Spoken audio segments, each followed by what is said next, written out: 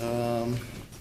In terms of our approach, we will deal with the two preliminary issues of agency and ripeness, and then we'll take the matter from there, right? Advocate Unterhalter? Following the directions of the court, I will deal with the two preliminary questions in turn, beginning with the question of urgency.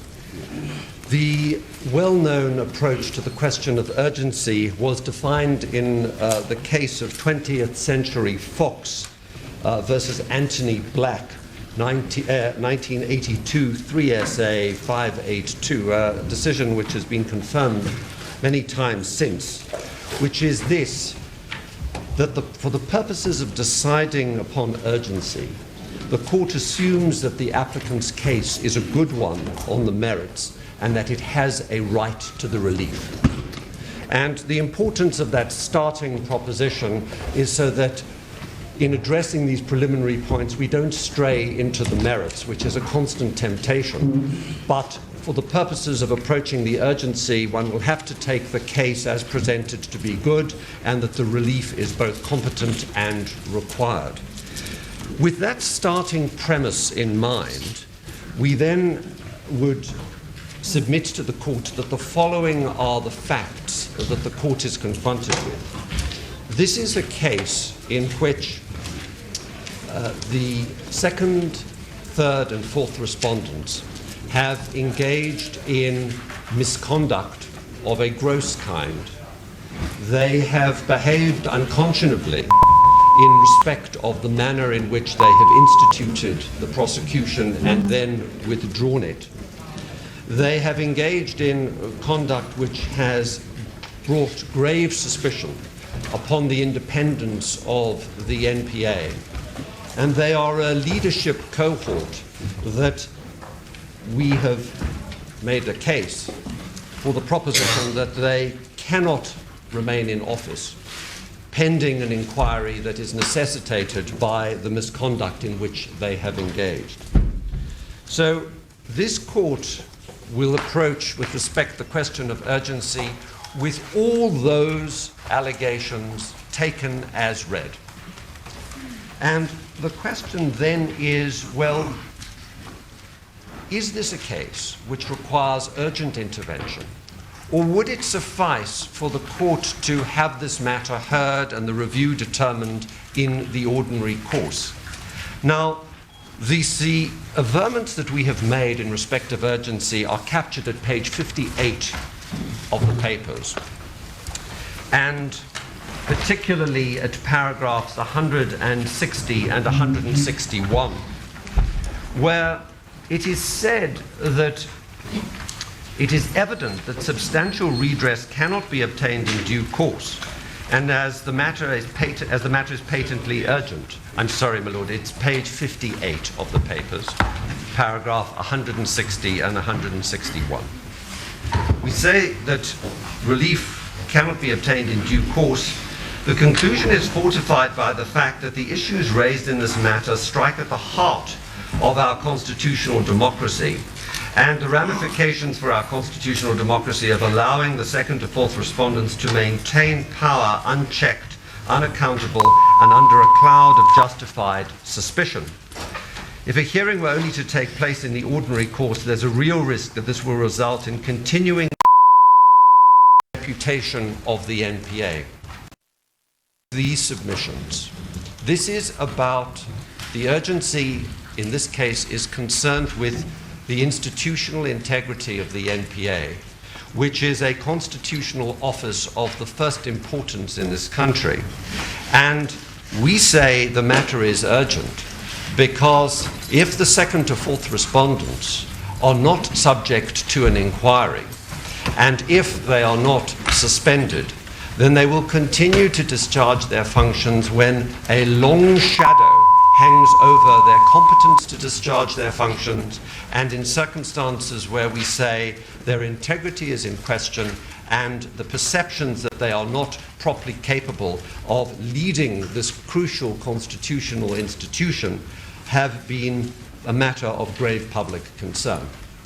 So in our submission, this is not a question, as our learned friends have sought to suggest in some of their submissions before this court, of showing some irreparable harm. They mistake the nature of the case that is before this court. The question of irreparable harm of the sort that they refer to is the species of harm that is sometimes important for the purposes of urgent proceedings where interim relief is sought in interdict proceedings.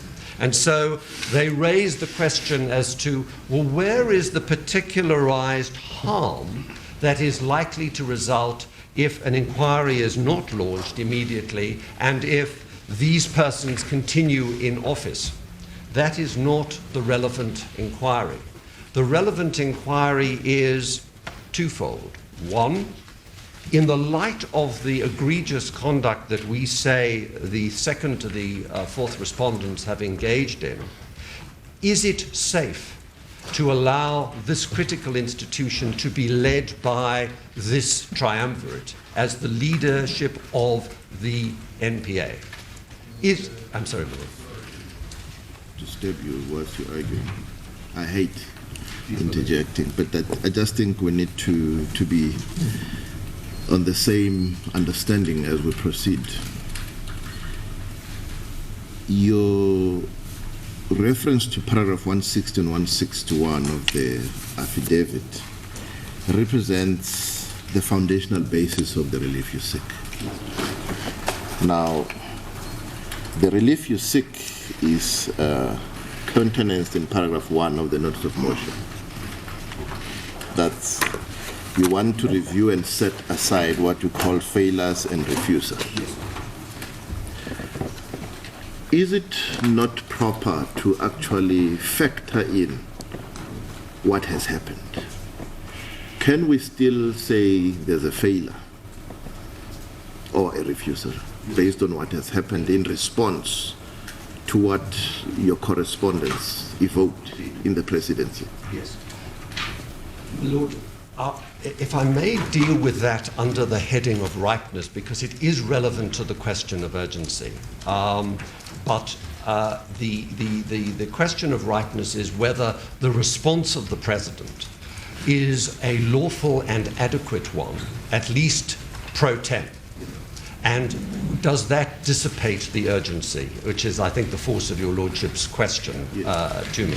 And if I might develop that argument in the context of the ripeness debate, because it has a number of strands to it, I will then explain in our submissions why it is that the ripeness question is not an availing one for the purposes of saying that we should let the presidential process take its course, and only upon the conclusion of that process should we then approach the court. So, my Lord, we accept that the ripeness question and the urgency question are interlinked propositions, but I would need to answer fully the ripeness question to fully answer your Lordship, and I can go on to that topic if that would be of immediate assistance to the court.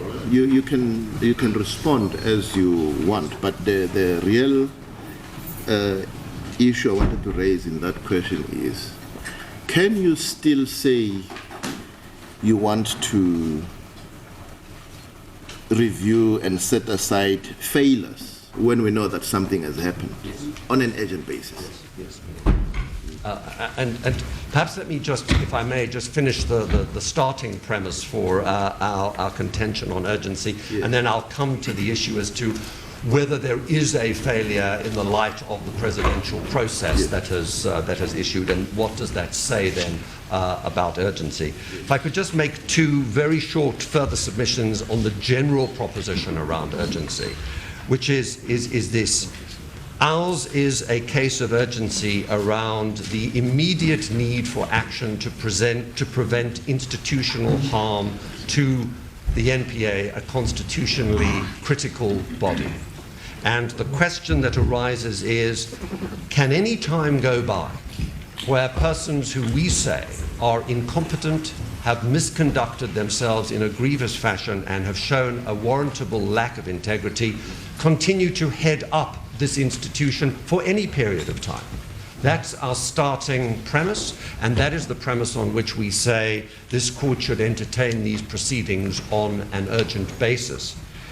That institutional urgency, if I can frame it in that fashion, is not a function of asking a question that our learned friends appear to be attracted to, which says, well, even if they are incompetent, and even if they have shown a lack of integrity, can we second guess whether they would continue to be incompetent or continue to show a lack of integrity in the many and important decisions that this leadership cohort will necessarily have to make as the months go by? And we say that is not the test, and indeed it would be an extraordinary test that no one could ever prove. But the fact is, once the leadership cohort of the NPA has shown what we say is a lack of integrity, has misconducted itself in the grievous fashion that we complain of, then in those circumstances it is very much like a situation where you cannot put a pilot back in the cockpit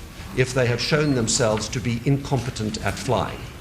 And that, yeah, well, in our submission, they've done exactly that. They have crashed this institution from a leadership perspective, and yet they want to go back into the cockpit for an indeterminate period of time.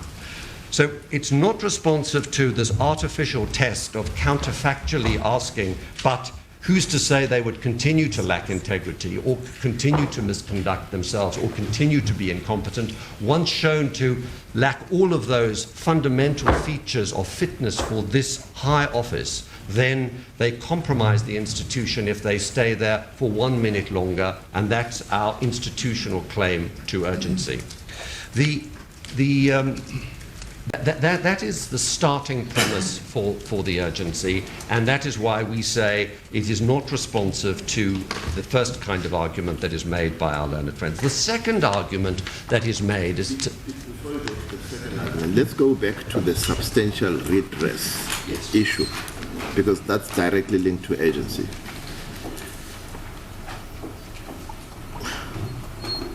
Bearing in mind the relief you seek and what you sketched is the institutional agency, why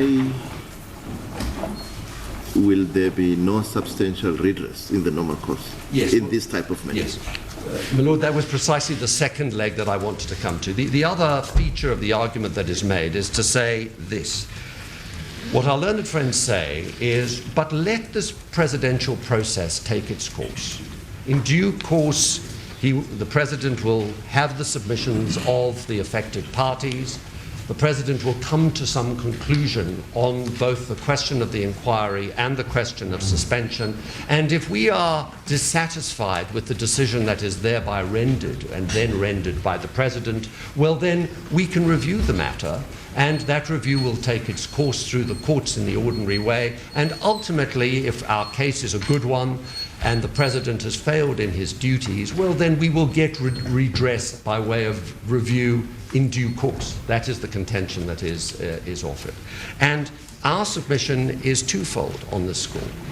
The notion that, given the case that we have put up for the incompetence and unfitness of these persons to continue occupying this office, the notion that we will get, for the public's interest and the interests of these organizations as applicants, redress in due course, would countenance a situation where, for all practical purposes, these persons, the second to the fourth respondents, will continue to lead this institution for a time period that could be in excess of a year.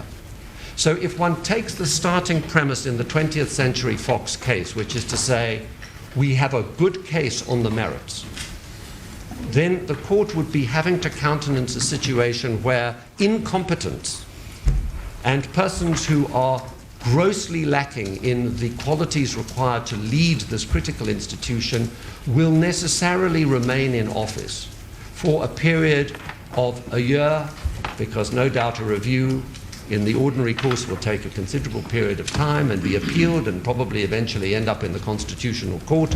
A year, 18 months, all of this is something not likely to be countenanced by a court. So our submission on the second score is simply to say, relief of this kind is illusory because it allows the leadership cohort of the NPA to stay in place unaddressed for a period of time that is unconscionable, given the powerful positions that are occupied, the damage to the institution, which would simply be perpetuated, and the long shadow of suspicion that would hang over the NPA if this leadership cohort was to continue. My Lords and my Lady, one issue. Yes, my Lord. Do I understand you correctly to be saying that this application was triggered by the conduct of the second respondent in withdrawing the charges? Lord, that is certainly part of what has triggered this. There is, of course, a course of conduct, but if I could just very briefly summarize the three aspects that affect the second respondent in particular. There are three critical aspects to his conduct. The first is that on the 11th of October, during the press conference where he announced the charges against the persons then accused, he engaged in a lengthy diatribe of vituperation against these three accused in respect of charges. Yes. But it's common cause that the charges were preferred by the other respondents. That is the third and the fourth respondents. Yes. And he did not directly take part in preferring the charges, hence he reviewed the decision that was taken by the third and the fourth respondent. My Lord, on the facts that we have before us, we would submit that the common cause facts would not bear out the notion that the second respondent had no involvement in the preferment of the charges, although he has sought to advance a case that he stood aloof and then just reviewed them. There are a number of important facts that are not denied which are entirely contrary to that proposition. The first are his statements at the press conference on the 11th of October, where he defended the charges on their merits. Now that gives rise to one of two conclusions. Either he adopted the charges because he wished to support them and brought a press conference for that purpose to announce them to the world, and defended them because he knew of their content, or he did not know of their content, he was entirely ignorant of their content, yet supported the preferment of the charges and defended the basis on which they were brought, in which case he would have engaged in an act of gross misconduct because he was telling the world that he adopted the charges as the leader of the NPA when he had absolutely no knowledge of them. What I want to get your response on, is there anything untoward by the second respondent in reviewing and taking the decision that he took? Are you criticizing the fact that he did review the decision of the third and fourth respondent and that he decided to withdraw the charge? Is there anything wrong with that conduct? My Lord, the difficulty with the review is twofold. He should never have made the office of the NPA party to the preferment of the charges in the first place. And the reason that he then engaged in the review and the reasons that he gives for the review are not reasons that are supportable on the facts. Because the reason that he gives for reviewing is to suggest that he learned something in the Symington report. And the fact of the matter is that all the substantial facts that were relevant to the preferment of the charges were already known to the prosecution team as they appeared from the Symington report. So his causal explanation for why he came to the conclusion that he did to review is not a supportable one. And so that too is not the conduct one would expect, and it is misconduct on the part of the head of the NPA to engage in a review when you then realize that you have lent your office and your leadership to charges that were never supportable. You should have reviewed that decision and should have just left it to proceed. No, my Lord, he was in an impossible situation, because what he had done is he had made himself party to the preferment of charges that should never have been preferred, and his only recourse was then to engage in review to try and correct his own mistake. So yes, of course, it was the best he could do, given the error and misconduct he'd already engaged in, but it colors, the review is part of the original sin, if I can call it that, of the preferment of the charges in the first place. So if I might just summarize, and then I'll move to the question of ripeness, because I'm alive to... The second respondent's mistake is only that he announced the charges to the public. No, it's not. He's not a spokesman. He's the leader of the NPA. He didn't come there as the spokesman on behalf of his prosecution team. We've referred in our heads of argument, and I can take you to the passages if you wish, but importantly, when he calls this press conference itself a most unusual event. Usually when you institute prosecutions, you send the summons. He calls a press conference which is scrutinized by the world, where he wishes to announce that he is going to be charging public servants of the highest office. And what he says when he does so is not, look, I'm here as a spokesman on behalf of the prosecution team. What he actually does, and if you turn to page 27 of the papers, you will see, and this is not in dispute, what he does. He at paragraph 65 of the papers, we say, despite the very obvious lack of substance of the charges, Mr. Abrahams stridently defended and justified them in the press conference, including stressing that any suggestion, as was made by Minister Gordhan, that the charges are groundless and constitute, quote, no more than a bitter political mischief, is, as you will come to learn, nothing further from the truth. In other words, he, as the leader of the NPA, came there not just to announce the charges, but to defend them and to defend them on their merits. And he said, this is something you will see the truth of because we are preferring these charges on their merits. Now, there are only one of two conclusions, because he was party to briefing sessions which appear from the fourth respondent's answering affidavit in the course of the preparation of the prosecution. It seems clear, therefore, because he was party to those briefing sessions, that he knew the content of what was said to support these charges, and that's why he defended them at the press conference. So, in that sense, as the leader of the organization, he preferred the charges and he adopted them on their merits, because he knew of their contents and he thought the charges were good, when, as we say, they were nothing of the kind. And so he has shown himself to be party to not just misconduct, but gross incompetence. If he didn't know the content of the charges and didn't know the basis for bringing the charges, how could he possibly defend them at the press conference? He should have said, I've got no knowledge of these charges. Let me hand over to Mr. Pretorius, who is solely responsible with his team for these charges. They can tell you why they're good, bad, or indifferent.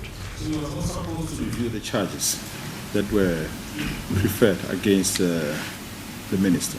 My Lord, as I've indicated, he had to do two things. As the head of the NPA, he should firstly have ensured that the charges that were being preferred were proper charges and had a proper foundation. And if he adopts them and associates himself as the leader of the organization with them, then he must take the consequences of his action. Having made that original mistake, then all that he was left to do was to exercise a review power, because it was the only way of extricating himself from his own misconduct. Sir, you submit that there was nothing irregular with taking that step of reviewing that decision.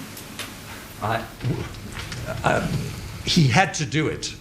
It's simply that you can't parcel out these, this is a course of conduct. You can't parcel out, as it were, the review from the original preferment of the charges, because the sin of the preferment required a response when he realized, in the light of the enormous response to his actions, that he had preferred charges which were wholly unsupportable.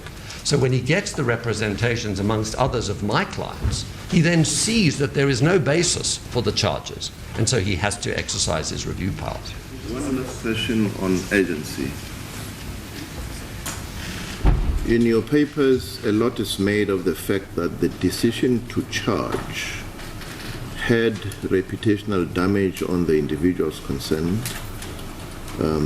It had the effect of wiping off some 50 billion rands from the stock market, brought disrepute to the NPA. These are all things that have come to pass. Now, talking about substantial redress, you building up on what has happened to say, stop them in their tracks now in the urgent court. Yes. But you don't tell us in terms of something tangible. And that's the argument being made by the respondents, that what you say you won't get substantial redress on is illusory or speculative. And I think that's a relevant consideration to determine urgency. Yes. My Lord, the question is, do we apprehend that there is harm that is going to result from a failure for the court to intervene on an urgent basis? And our case for that is to say that those who have conducted themselves in the fashion that I have described cannot be allowed to lead an organization of this importance because it has already wrought institutional harm, and the longer they stay in that position, the more harm they continue to wreak upon that institution. Because the question is, can the public have confidence that that institution is being led, one, by competent people, two, by people who have integrity as leaders, and three, that there is no perception that the independence of that organization is being compromised? Now, on all three scores, this is not a past harm, it's an ongoing harm, because they are going to continue to be the leadership core, and they're going to continue to lead the institution in these circumstances where the institutional integrity of the NPA will continue to be compromised. And that must be brought to an end as quickly as possible, and that's why we seek the urgent intervention of the court. That's our argument, my Lord, and that's why we say this is urgent and requires urgent intervention. If I could just make one last submission on urgency before moving to ripeness. If one steps back from this situation and one just asks this very simple question, which is, if you are a leader of a crucial organization, and as Mr. Abrahams himself recognizes in respect of his conduct, for example, in attending the meeting at Luthuli House, that this gave rise to grave public concern, which he recognizes in his answering affidavit. What one would imagine that leaders would do, real leaders who show integrity, is to say, I believe I can defend what I have done. I welcome an inquiry, because I will use that inquiry to clear my name. And I welcome the opportunity to step aside so as to cause no harm to the institution that I serve. That would be ethically, normatively, what you would expect of true leaders, because they have no private interest in this office. This is a public office. They serve the people of this country through that office. That's what one would expect. But their stance is quite the contrary. Their stance is to say, no, we are critical to the office, we must be allowed to continue, we are unrepentant about our conduct, and on no account do we not stand down completely, resign, because in some places that is what one would think they would do. They don't wish to even stand aside to let a process be followed of inquiry where they could clear their names if they could. And that would be the normal response to what has happened. But they don't invoke normality. They come to court to resist this. And we say that the court, with respect, should be moved to intervene urgently to bring legality into place, which is what we say the inquiry and the suspension entail. Could I come to the question? I'm sorry, Milady. I just want some clarification. Yes, Milady. In your papers, you You also raised a ground that as a ground of agency that there is a threat that the minister might be or is going to be charged with another. I just want to ascertain whether you have abandoned that ground, because I saw that a lot of the respondents went on it. So we should be sure whether you have abandoned it or not. We haven't abandoned it. We say it is part of a larger institutional concern, which is that we raise in our papers the fact that the leaders of the NPA take many, many hugely important decisions in the discharge of their office. One such decision will be whether charges should be preferred in respect of the rogue unit. And that too, the NPA is not in safe hands. The aeroplane is not being flown by competent pilots, and therefore they should not be allowed to make any important decisions, let alone the decision concerning, yet again, an issue of the preferment of charges against the Minister of Finance in circumstances where they have shown such a palpable lack of judgment in respect of the charges that they have already instituted and then abandoned. We don't abandon that point at all. If I could then deal with ripeness. The question of ripeness requires, with respect, a consideration as to whether the process that the President has instituted is actually a lawful process at all. And it is our submission that it is not a lawful process. And therefore, invoking that process as a reason why we should not be allowed to review and indicate that he is not taking a decision when he should be taking a decision is one that stands. So if I might explain why we say that the process that he has followed, which is effectively to give the second to the fourth respondents until the 28th to say why there should not be an inquiry and why they should not be suspended, is not a process that is congruent with the legislation and the powers that he has under the legislation. And let me, if I may, explain. There are two separate questions that arise under the provisions of the Act, and in particular under Section 12(6). The first is the question as to whether there should be an inquiry. The second is, should there be a suspension? Now, there is a great deal of time that is taken with the question as to whether these powers are executive action or administrative action. For one moment, I'm going to put that debate to one side because I'm not certain that it matters to the arguments that we wish to make concerning whether the process is a lawful process or not. Let me, if I may, begin with the question of the inquiry. As the court in the Similani case has made plain, the questions that go as to whether removal, much as like appointment to these officers in the NPA, is founded upon objective facts. It is objective questions that trigger whether the power is exercised or not. And that is what the Constitutional Court found in Similani in respect of appointment, that is, whether, in that case, Mr. Similani was fit and proper for the purposes of appointment. The court said it has got nothing to do with subjective discretion at all. The question is, are there objective facts that could support the appointment? Just as here, the question is, are there objective facts that could support the institution of an inquiry? And the reason that the Constitutional Court, and indeed the Constitutional Court in the matter of the Helen Suzman Foundation that dealt with the Scorpions case, was concerned with, was this had to be an objective consideration, not concerned with subjective discretions, because it was so vital that in appointing people and removing them from a constitutionally significant office of an independent kind, that it's not a question of discretion. It's a question of whether there are facts that warrant the inquiry being instituted. And that is a constraint upon any capricious use of discretion for the purposes of removal of somebody from such an important office. And exactly the same proposition is true in respect of suspension.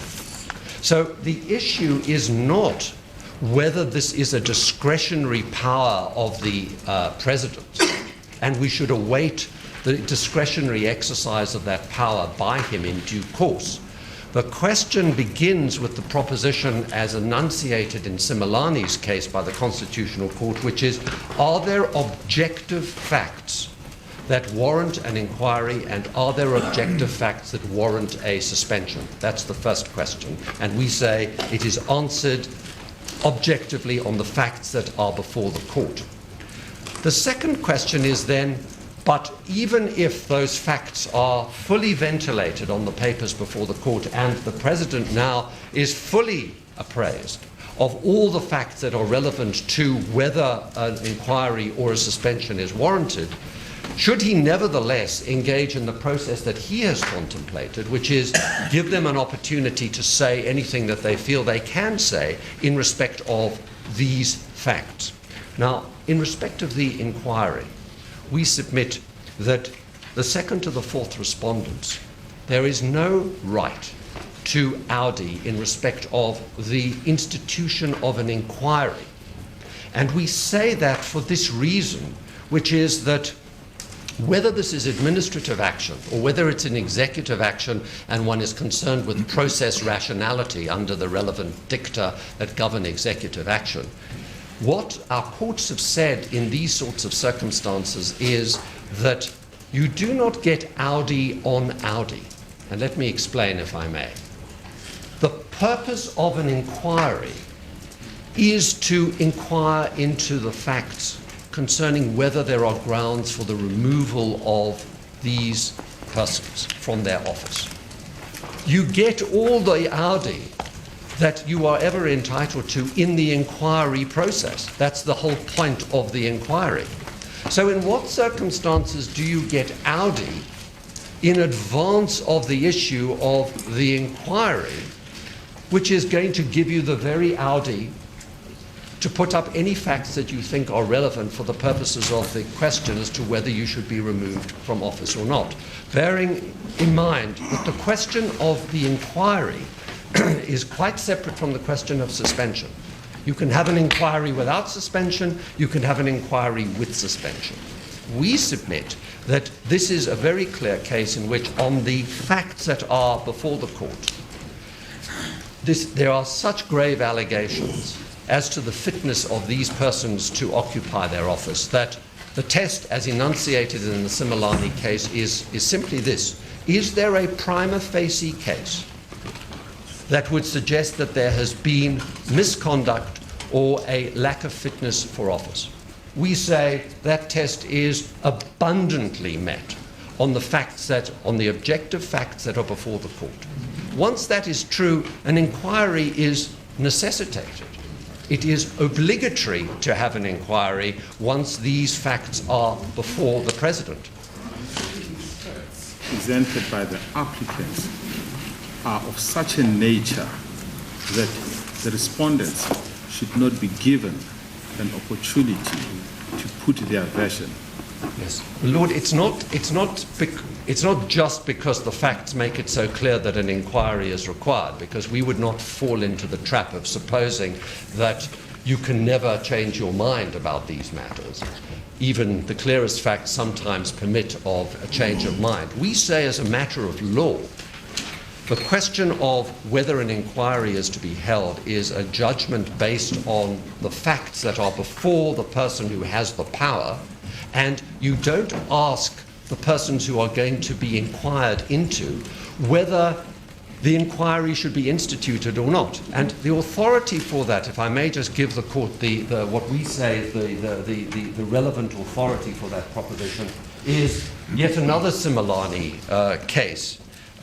It is the case of Similani versus 7-Eleven Corporation.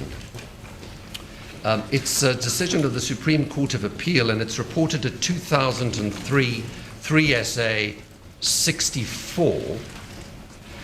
that was a case that considered the relationship between an investigative process under the Competition Act and the referral after the investigation to an adjudicative process before the Competition Tribunal. And what the Supreme Court of Appeal said, adopting the reasoning of an earlier Supreme Court of Appeal case in Brenco, which looked at similar provisions under another piece of legislation, was to say this, that you do not get Audi in respect of, in that case, an investigation, if you're going to get Audi at the stage of adjudication. Now, we say this is exactly what you have in this circumstance. The whole point of the inquiry is to investigate and consider whether there is a basis for the President to remove these persons from office. In law. Prohibited at that stage. It's simply not required. It's not required. And so what the President has done is he has instituted a process which necessarily brings about significant delay. He has not indicated at all in his correspondence or in his affidavit. He said they've got until the 28th to respond. He has not indicated at all when he's going to make his decision. He has shied away from any clarity on that critical point. And as I will explain in a moment, he has actually disabled himself from even making that decision, which is a substantive point we wish to come to, because he has made fundamental errors of law in not understanding the powers that he has, and he has closed his mind to the jurisdictional facts that are relevant for the purposes of making a determination.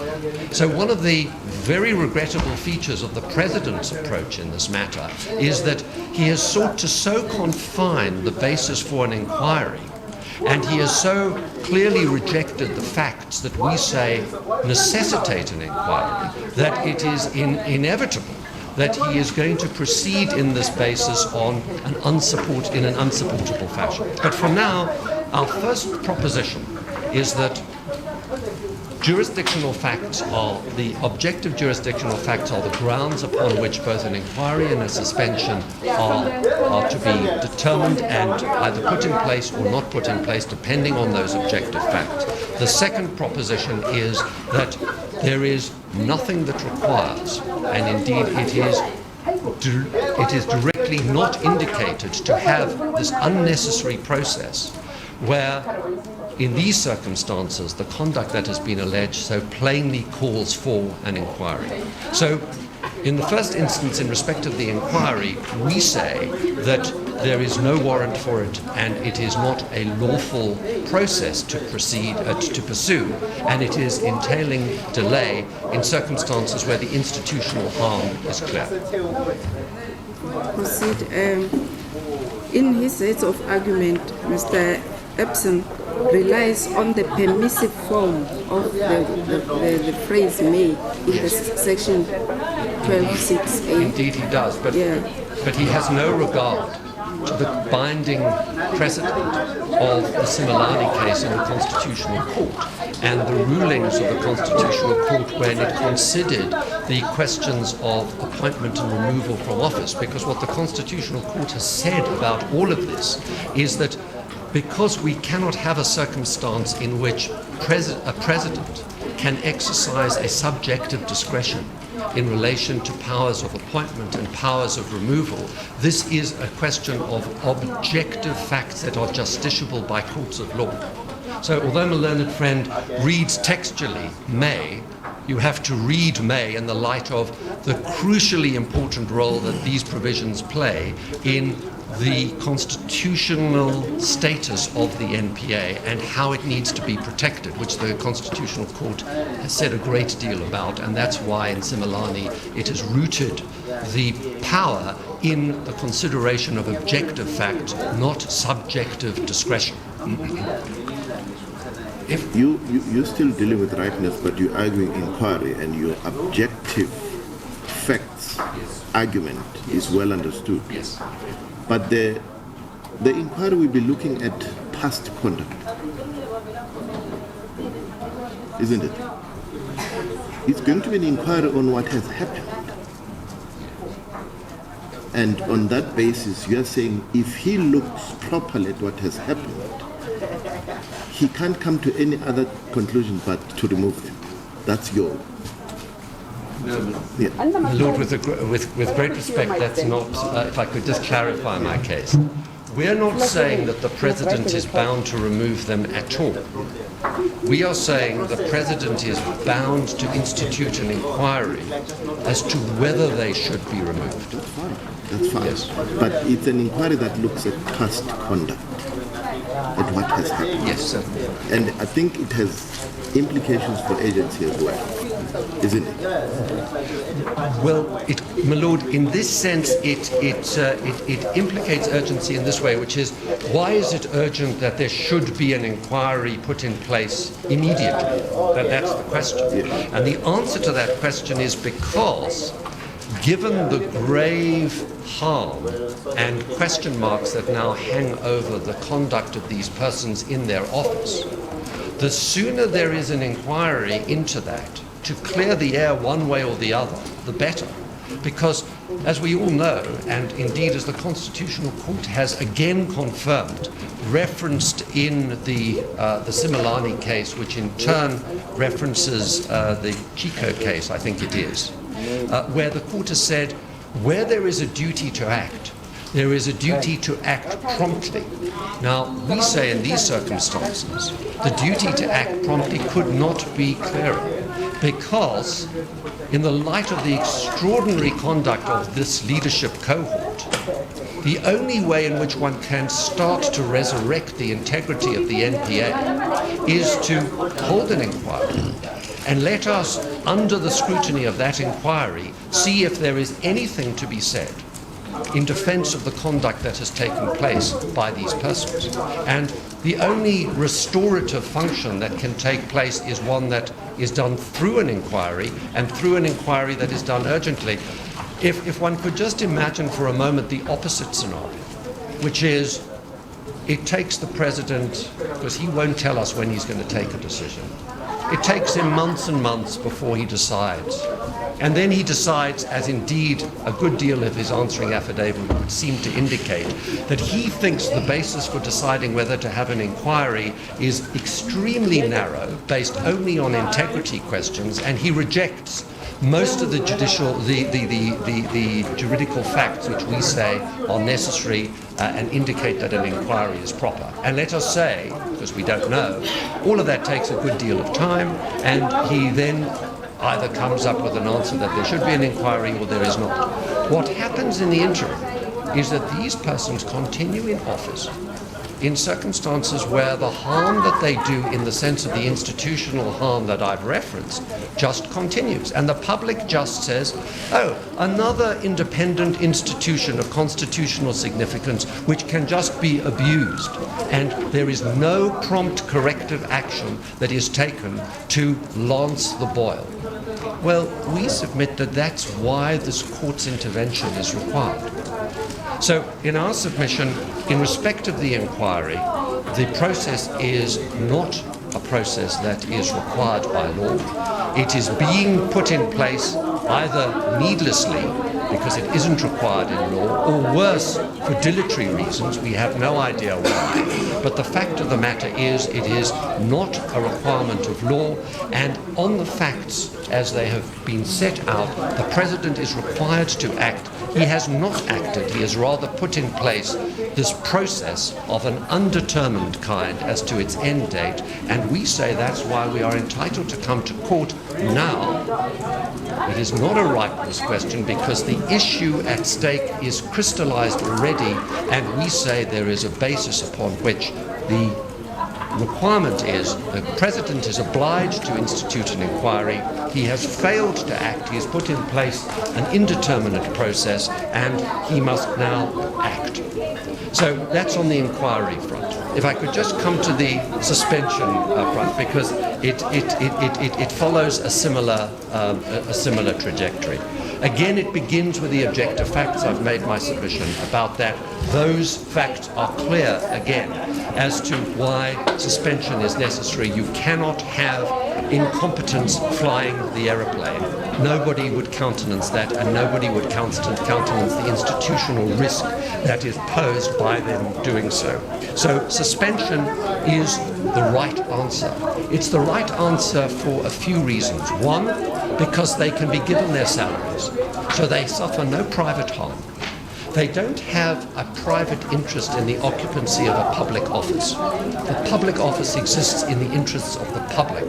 If you have conducted yourself in a fashion that violates the trust of that office, and that's exactly what we say has happened here, then the right thing is to be suspended. Stand aside and vindicate yourself in the inquiry if you believe you can. Don't continue to do harm while the cloud of suspicion hangs over you and over the institution. So we say objectively, the facts are there. Raised by the respondents on suspension is there are negative consequences to the individuals concerned if they are just suspended. And the argument further is there are consequences to the institution itself. You're simply decapitating it, right? But furthermore, there's authority cited about the negative consequences of suspension on the individuals concerned. Your argument is no.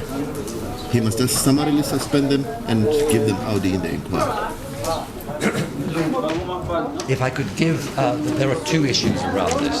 The first is, in a constitutional office, we submit that parties such as this leadership cohort doesn't have a private interest in the occupancy of the office pro tem.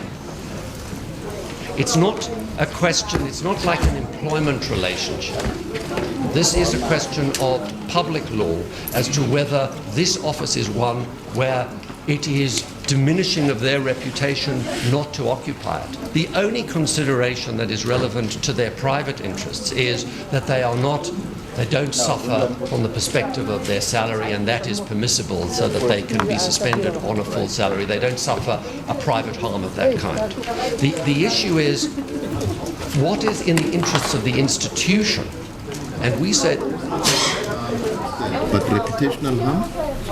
Well, as far as the reputational harm is concerned, we say they have already done the harm to their reputations through their conduct. South Africa looks aghast at what has happened, and it has occasioned, as we have indicated in the papers, the gravest public concern as to what they've done.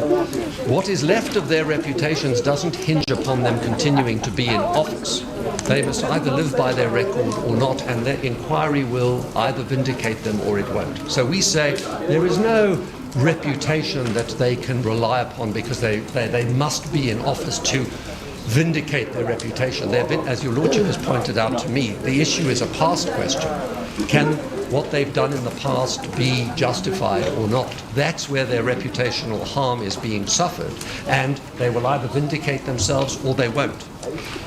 The last proposition that they raise is they say, we are vital to the leadership of this organization. Do not decapitate the organization.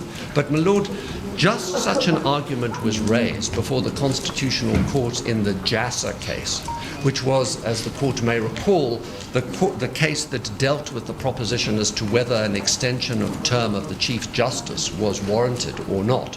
And exactly the same argument was advanced, which was to say, but the Chief Justice is so busy with some important projects, he must be allowed to continue to complete those projects. And the Court said, you know, there is a plethora of talent in the judiciary, and there is nothing on the affidavits to indicate that there is not a plethora of talent in the NPA who would have people stepping up to the plate to do the job. They can't say that they are indispensable, because with the greatest modesty in the world, nobody is indispensable. The fact of the matter is they have caused harm to their institution. If they cared about the institution, they would step aside and let others do so.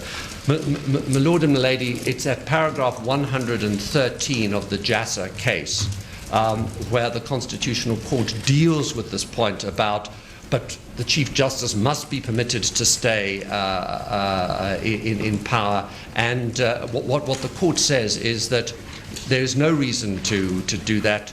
There will be assistance that will be given to the new Chief Justice for the purposes of exercising the office. And it says this: a suspension order will perpetuate an unconstitutional extension of the term of office as the head of the judiciary. The interests of justice and the rule of law demand certainty on the issues before us. Well, we submit for like reasons.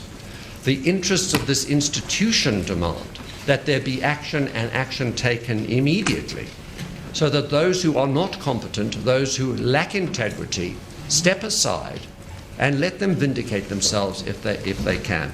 Can I just make one final submission in respect of suspension? So our first proposition is the facts call out for suspension.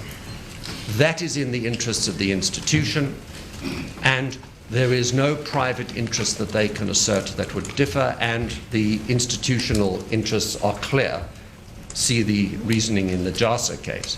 But if I could just make one other submission, which is this: by reason of the fact that we have brought to this application, we have sought the intervention of the court, and we have asked for substitution along the lines that have been enunciated by the Constitutional Court in the Trencon case. We have said this is a case in which the President stands by and institutes a process instead of doing the duty that is cast upon him to order an inquiry and order a suspension. In these circumstances, we say the court should intervene. The second to the fourth respondents have been given every opportunity to say whatever they wanted to say, to suggest why such suspension should not take place. And they've said their piece. So one asks oneself this question: what is it that the President is doing now with his process, in circumstances where we've had a full ventilation of the issues in hundreds of pages before this court, and one can see what the best is that the second to the fourth respondents can muster to suggest that they shouldn't be suspended? In these circumstances, we say to have a further process of the kind that the President postulates is just, frankly, not required, but more particularly, it gives rise to delay of exactly the kind that legality should resist. Because the only way of salvaging the situation of the NPA and ensuring that this long shadow doesn't institutionally debilitate the organization is for clear, certain, sharp action that is taken, have the inquiry, suspend, and let us get certainty as quickly as possible. And so we do submit that in respect of the ripeness question, that the process is wrong, it is not required, it is not legally necessitated at all, and we say there is a case now that has crystallized. And if I could just come back to the question that your Lordship presiding asked me at the beginning, which is, but has there been a failure to act in the light of the process that the President postulates? We say there has been a failure to act, because on the objective facts that we have presented to the court, an inquiry and a suspension are required on those facts following the line of reasoning of the Constitutional Court. The President has simply not just declined to act, but has put in place this process and has not indicated when it will end. And importantly, the President has, in his answering affidavit, indicated in the plainest terms that not only does he think the power is a highly restricted power, so he would be operating on a wrong principle of law in pursuing this process, but he has actually shut his mind to why it is that an inquiry and suspension are required, because he says the jurisdictional, he says time and time again, the jurisdictional facts are not present for an exercise of power in respect of an inquiry and a suspension. And he finally compounds those errors which show that he doesn't, in our respectful submission, properly comprehend the gravity of what has occurred here and the necessity of an inquiry and a suspension, but he compounds it in respect of one of the three charges against Mr. Abrahams that we make, which is that the day before his 11th of October press announcement, he attends a meeting at Luthuli House with the President and other ministers. It is said that that concerned student protests. We don't cavil with what the subject matter of the meeting was. The question is, how can the head of an independent prosecution organization go to the headquarters of a political party to engage in any discussions of any kind whatsoever? The President says in his answering affidavit he sees no difficulty with any of that. He is a participant in the very process which we say gives rise to a perception of a lack of independence. Let's come to something that's troubling me. The President was requested in a letter dated 1 November to act. He responded 6 days later. Yes. But in effect, he was given 3 days notice because maybe 4 days, because there was a weekend in between. And he responds and says, I'm going to institute this process. I'm going to give me time for me to do what you want me to do. Now, what really troubles me is these are urgent proceedings where you want the judiciary to stray into executive terrain in circumstances where the executive is saying, I'm doing something. Lord, there are two submissions we would make in response to your Lordship's difficulty as to whether this is an application that is traversing executive competencies. The first of them is that the President does not say anywhere that he is, on the facts that have been presented to him, minded to put in place an inquiry or a suspension subject to a hearing of these persons, and I will make a decision by X date. Had he said that, I'm not saying that we might have taken a different attitude, but we would certainly have given careful consideration to something that was finite, where the President had given a prima facie indication that there was warrantably an inquiry and a suspension that appeared to be necessary. He does no such thing. He simply says, give me time, I'm putting in place a process, and the only process that he says he's putting in place is that by the 28th, the second to the fourth respondents will respond as to why a suspension or an inquiry should not be put in place, but no indication as to where he stands on the issue.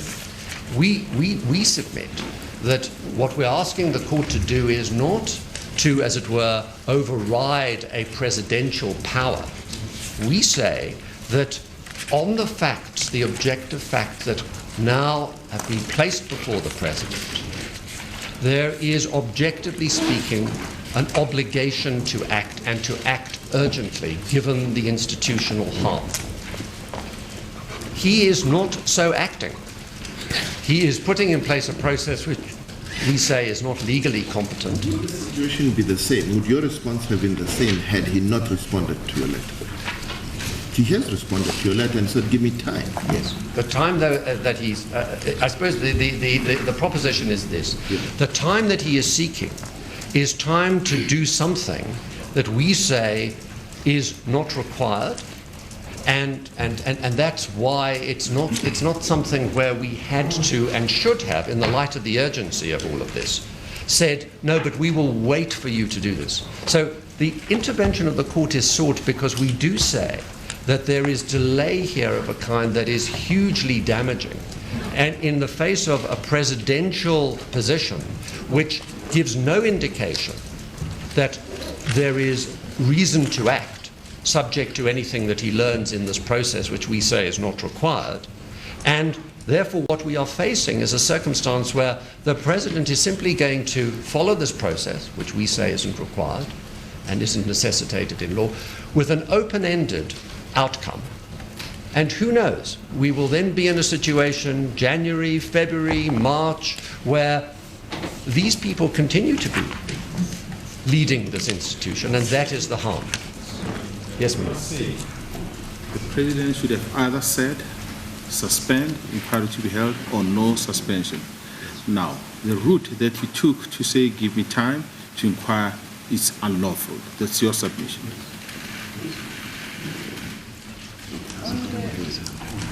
On the issue of suspension, you seem to be prepared to do away with agency, because in your heads of arguments you're saying that the court can also proceed to postpone this matter and let it be heard on the 12th after the president shall have heard.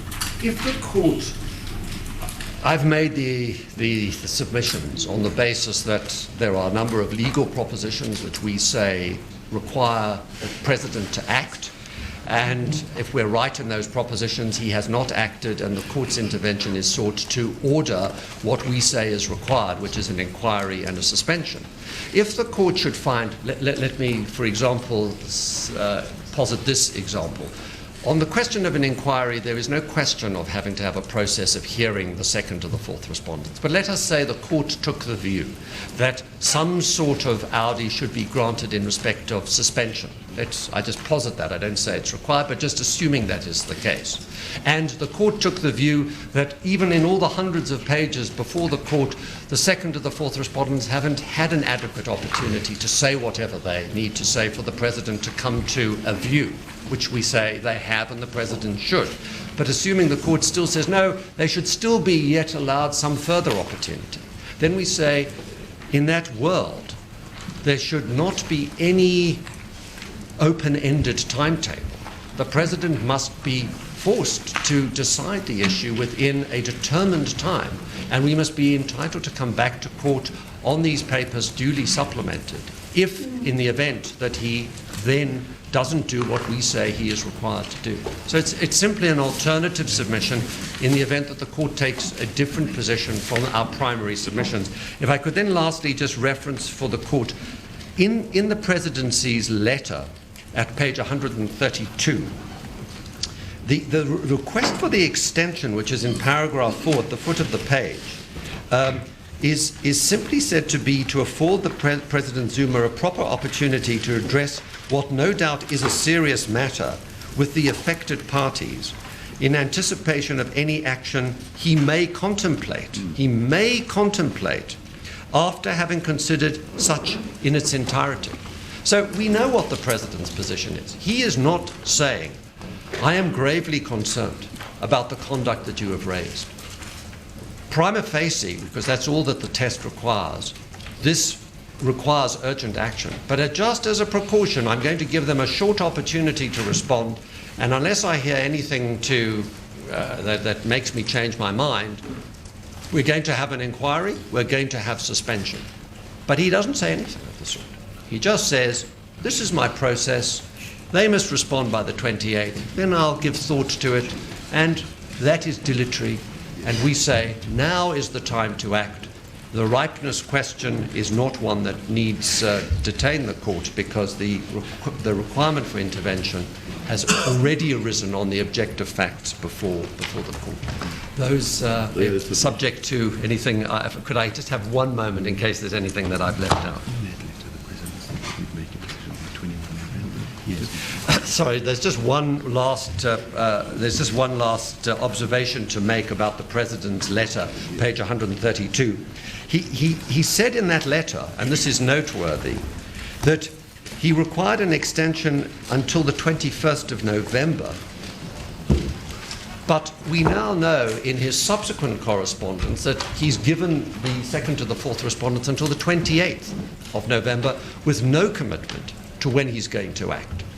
And so what we see here is a pushing out of the boat by the presidency in circumstances where we say he has an urgent obligation to act. He has failed in his duty as far as that is concerned, and that is why the court is asked to intervene. We say it is urgent and ripe for determination. Those are our submissions. You want costs. Do we want costs? Yes. Yeah. Well, my Lord, as I've understood it, this would just be the preliminary issue, and depending on what the court says. If the court is against us on all of this, we would, of course, invoke BioWatch, but perhaps I can deal with that in reply. No problem. I think what I would like you to deal with in reply are two things. One, The relief you seek, your client has tried in the past and lost before Judge Prinsloo, where suspension was sought. I'd like you to deal with it. But the other one is, if you carefully read the letter from the President to the respondents, the last paragraph, it occurs to me he has not said, I'm not going to hold an inquiry. He's simply saying, give me representations about why I shouldn't suspend you pending the outcome of the inquiry into your fitness. Can you deal with that in reply? Yes, certainly, my Lord. If I could just leave the court with one thought about that. As we read the letter, but of course subject to the learned friend for the President clarifying the position. If the Presidency's position is that indeed he is going to hold an inquiry, we read his letter with, again, the assiduity that your Lordship has read it, and we could not discern from that letter that is his position, and certainly reading his answering affidavit, we get no indication that that is his position. But he has never said no. Well, my Lord, I think there are three propositions. The one is, he is saying, I'm going to decide whether to order an inquiry and order suspension. And we say, for the reasons I've given, he must do so immediately, and he has failed in his duty because of the urgency of the situation. But if, in fact, the right reading of that letter is, the only question is, should you be suspended? I am going to hold an inquiry. Well, we would be greatly encouraged to learn that that's the right interpretation, but we fear that it is not in the light of his answering affidavit. As the court. Thank you. Thank you very much. We're going to adjourn. Come back.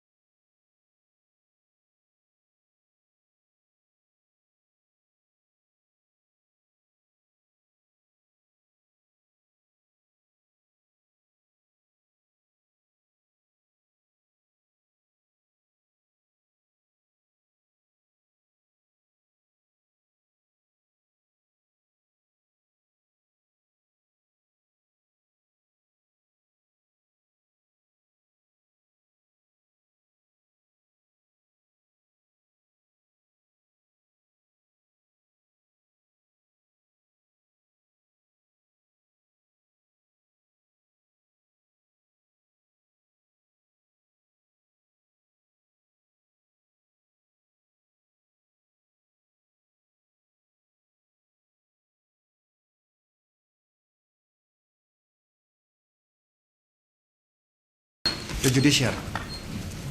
And if we are going to make applications of this nature, which absolutely is an abuse of process, that would amount in our respectful submission to an abuse of a very important institution, which is a cradle of our constitutional standing as a country.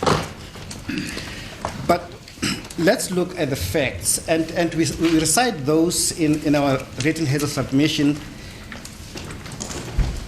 and we start those when we deal with the background. These are the facts. It's 1 November when the applicants write a letter to the president.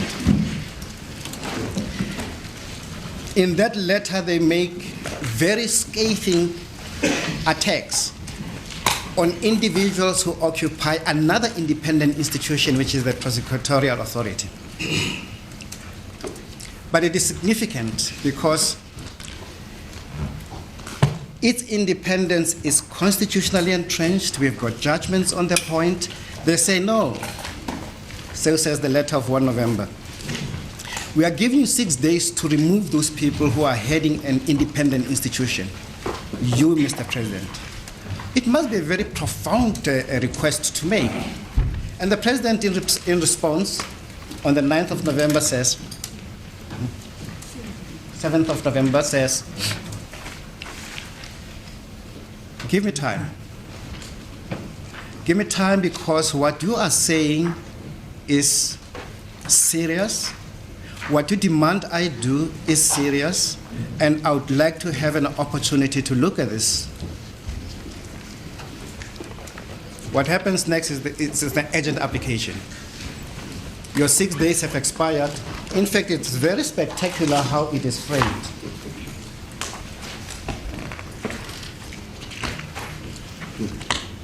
This is now a letter they write, FA11. And they say to the head of state, I think his business must be then limited to dealing with issues that come from these NGOs. The applicants say to the president in that letter, and I'm reading from page 131, which is the conclusions that are in that document. In the light of the above, please confirm in writing by no later than 1600 hours Monday. Now this is very interesting. You say to the president of the country, don't bother about matters of the country. What is primary for us now is for you to write to us by no later than close of business on Monday the 16th, 6 days down the line, and they even dated 7 November 2016, that you will provisionally suspend Mr. Abrahams, J.P. Pretorius SC, and S. Mzinyati from their office. Now they're not saying, please consider whether or not the facts we are placing before you will warrant the invocation of the Section 12(6)(a) powers in the NPA. That's not the request. That instruction to the president actually is that you must do it, and you must do it within that time. Pending inquiries into their fitness to hold office as contemplated in Section 12(6)(a), read with inter alia Section 14(3) of the National Prosecuting Authority Act of 1998, and that you will forthwith institute such an action. So an obedient president to this type of instructions would have no exercise his mind at all. It's not in his place to do that, because the case for the inquiry has already been made. Their incompetence, as we are told, as crashing pilots is fait accompli. And we must then step back and ask the next question. Why are we even going to the inquiry? Because it is clear on the applicant's argument that the incompetence is a done deal, is sealed. And that's why this inquiry must happen. It is important to make that point because, as we are told, The agency is founded in paragraph 160 and 161 of the papers on page 58. If that is so, then we ask the question again, what is it that holds a reputational risk tomorrow, the day after,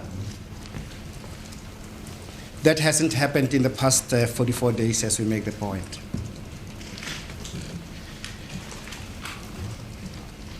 The other point that is made, which requires an answer, is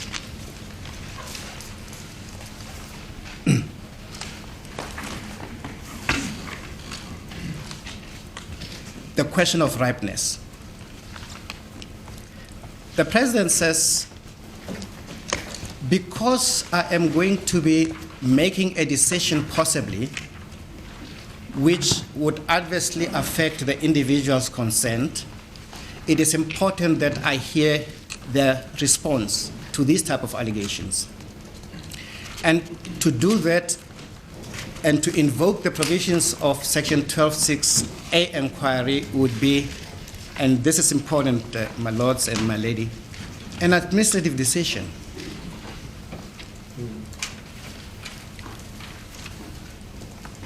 And the president is by law required to make that decision in a rational manner. And the rationality requirement says to all of us, if your rationality requirement involves a consideration of certain factors, you cannot make a rational decision unless you have those factors put in place. Now, so says the president, I'm inviting the affected individuals to make representations to me in order to come to make that conclusion.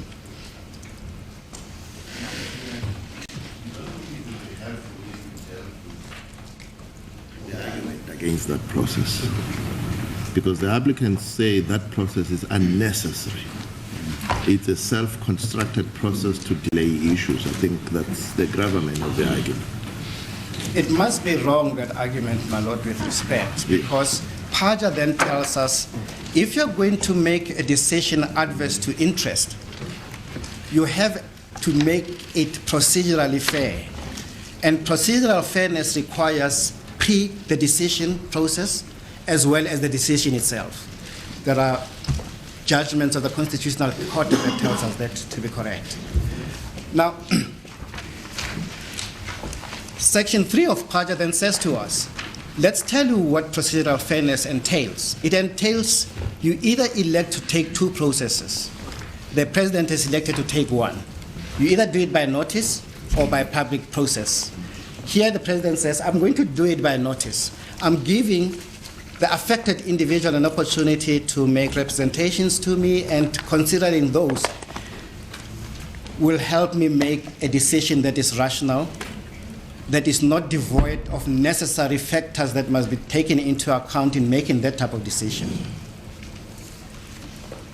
So it cannot be correct to say making an inquiry of that nature should be procedurally unfair. There's no basis for that argument.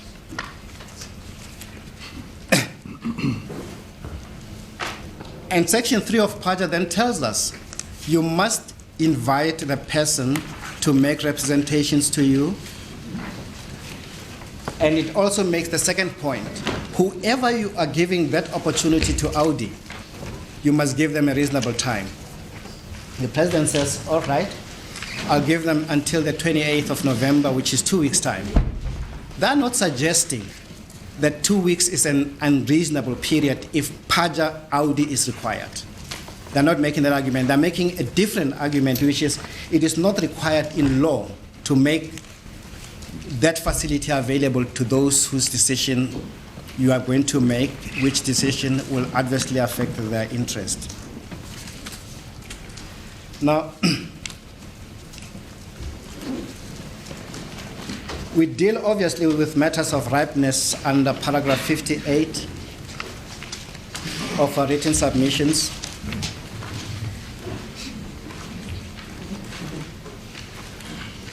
We deal with that in paragraph 59 as well, paragraph 60, and we even deal with the question, the judgment of Ferreira versus Levine. My lords and my lady, I want to carefully guard against getting into the merits.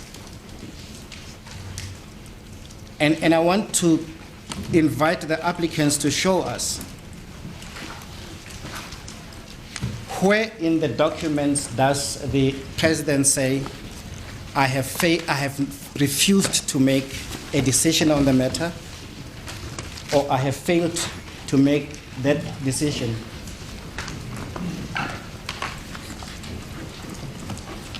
What the president says, and I invite your lordships to look at FA 12 and paragraph 4, which my learned colleague has referred to earlier. It is on page 132. At the foot of that page is a paragraph 4.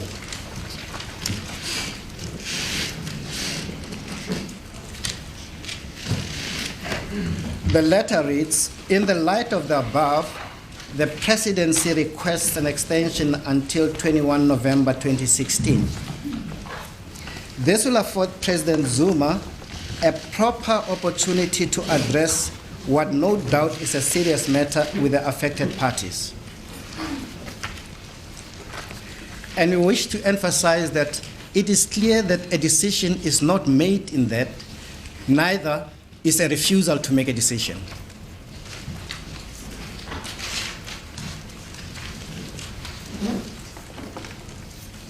What the applicants rely on is a constructive refusal. Now, what could be constructive about this refusal, that refusal, which does not even appear on the face of the letter? Because all that it says is that the president will address that problem until a particular time. And before that happens, we have an application.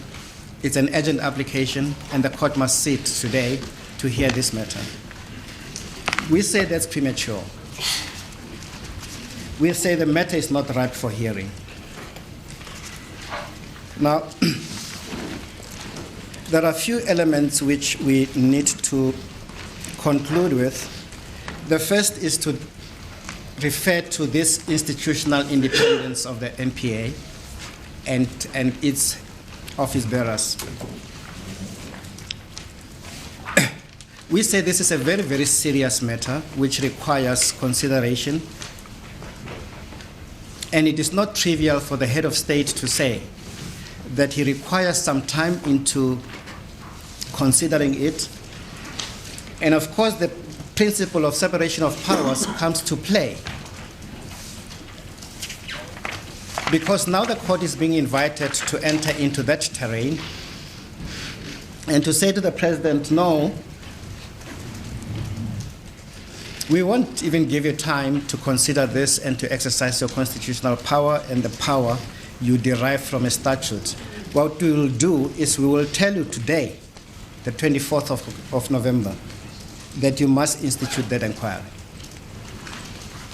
That, in our respectful submission, would be an improper intrusion into the sphere of the executive. It offends against Section 1 of the Constitution. It offends against the rule of law, and it touches pertinently on that tenet of the rule of law which relates to the separation of powers. Again, we say, because it is past conduct, there is no submission that is made with cogency to indicate that substantial redress is not competent in the due course if this matter went that direction, as opposed to on the basis of this truncated procedure.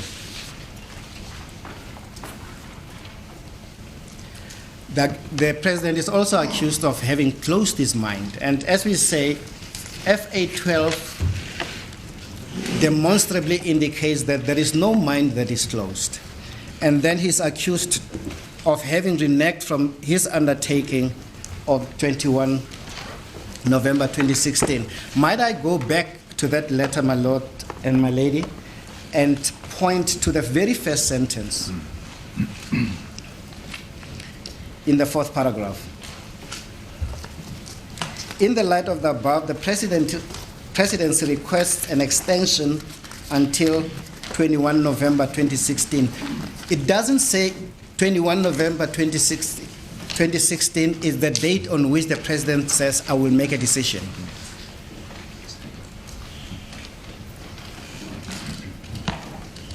All the president is saying there is, I will address this matter.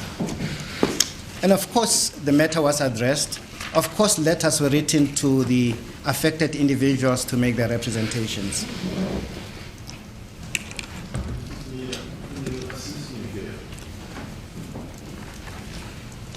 The letter that went to him said he should suspend and put in place an inquiry. Now, Section 12(6), am I correct to interpret it to be if the president is amenable to instituting an inquiry, he can decide whether to suspend or not to suspend, but still go to the inquiry? Indeed. And so why should he then go towards sourcing representations, going to suspension? What does that tell us? well, my Lord, it tells us two things, perhaps. It is correct, Section 12 contemplates two processes separate and distinct from one another. And if we read the heads of the applicants, it seems to defer, at least to a possibility that the suspension would require an audit.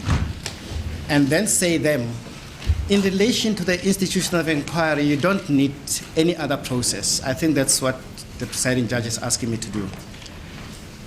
But to answer that question, we need to go back and look at what type of animal Section 12(6)(a) is. It is the powers of an executive implementing legislation. So immediately you see that we know, difficult as it might be about what executive action is and what administrative action is, we know that it has all the hallmarks of an administrative action.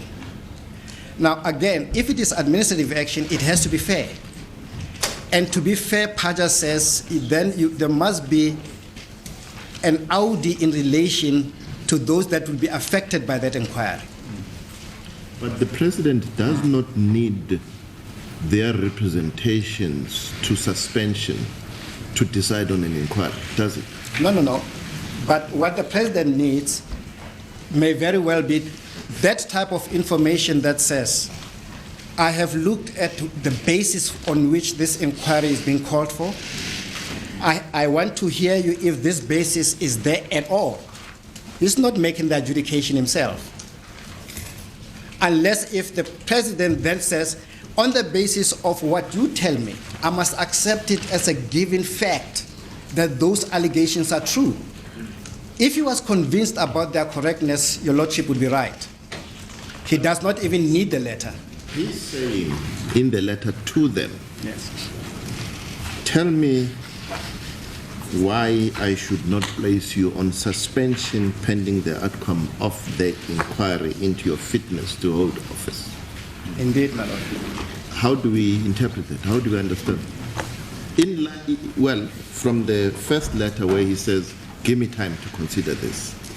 Thereafter, he sends them this letter. And we agree there are two separate processes. But, my lord, with respect, let us deconstruct that. The letter does not demand one or the other. It demands both. So there was no way he could say, I'm making an inquiry. Well, no way, it's probably a too strong a word to use or a phrase to use. The president says, there are allegations whose veracity I'm not making a call on as yet. There may very well be that you tell me something that makes such an inquiry unnecessary at all. I don't know. I just want to hear you. Now, it is not an option available to the president if indeed those facts are incapable of any refutation. But we have to make that and arrive at that decision before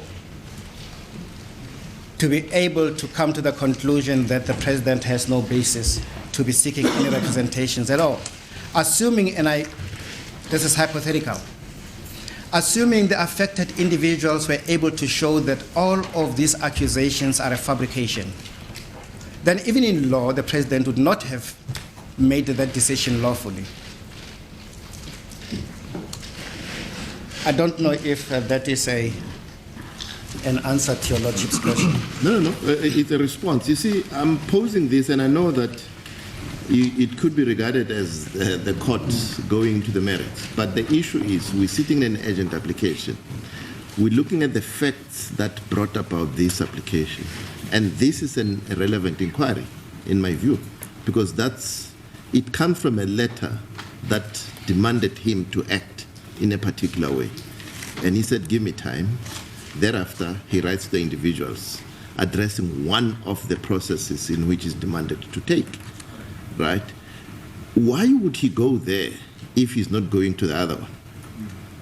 It may very well be that there is no answer to the complaints that are in the letter to him. Yes. And then he says, well, if there is no answer to it, of course I must go to the other level. But if there is an answer, I might not even go to the second level. Now, we must caution ourselves with respect not to deal with the letter as if it is severable, the question of suspension and that of the inquiry. The letter is demanding both. So, and the president has to deal with both in his response. And admittedly, it would seem that the applicants are not putting up a fight in relation to the Audi element in relation to the suspension. What that argument entails is the president says, even before I hear you on why I should or should not suspend you, I have come and made the decision that the inquiry is in law necessary. Well, we have made the two submissions in that respect, that because it is an implementation of legislation, it is administrative action and requires for an audit. What about the reasonableness of the request for time to consider? To start with, how do we approach that? He gets a letter he says he got it on the 6th. He responds on the 7th. He says, give me time until the 21st. And in that time, he writes the individuals addressing one of the demands. Now, is it reasonable for the president to say, give me time? Firstly, I think it was just courteous to say, please give me time. I will respond to you promptly the day after to say I acknowledge receipt of your letter. Secondly, says out of courtesy, give me time to consider this matter. It's a matter of grave consequences. It involves a very important substance. Now, what the applicant's case appears to be is not whether or not that time is reasonable or not. What the applicant says is it's even unlawful to even go there because you are not required in law to do so.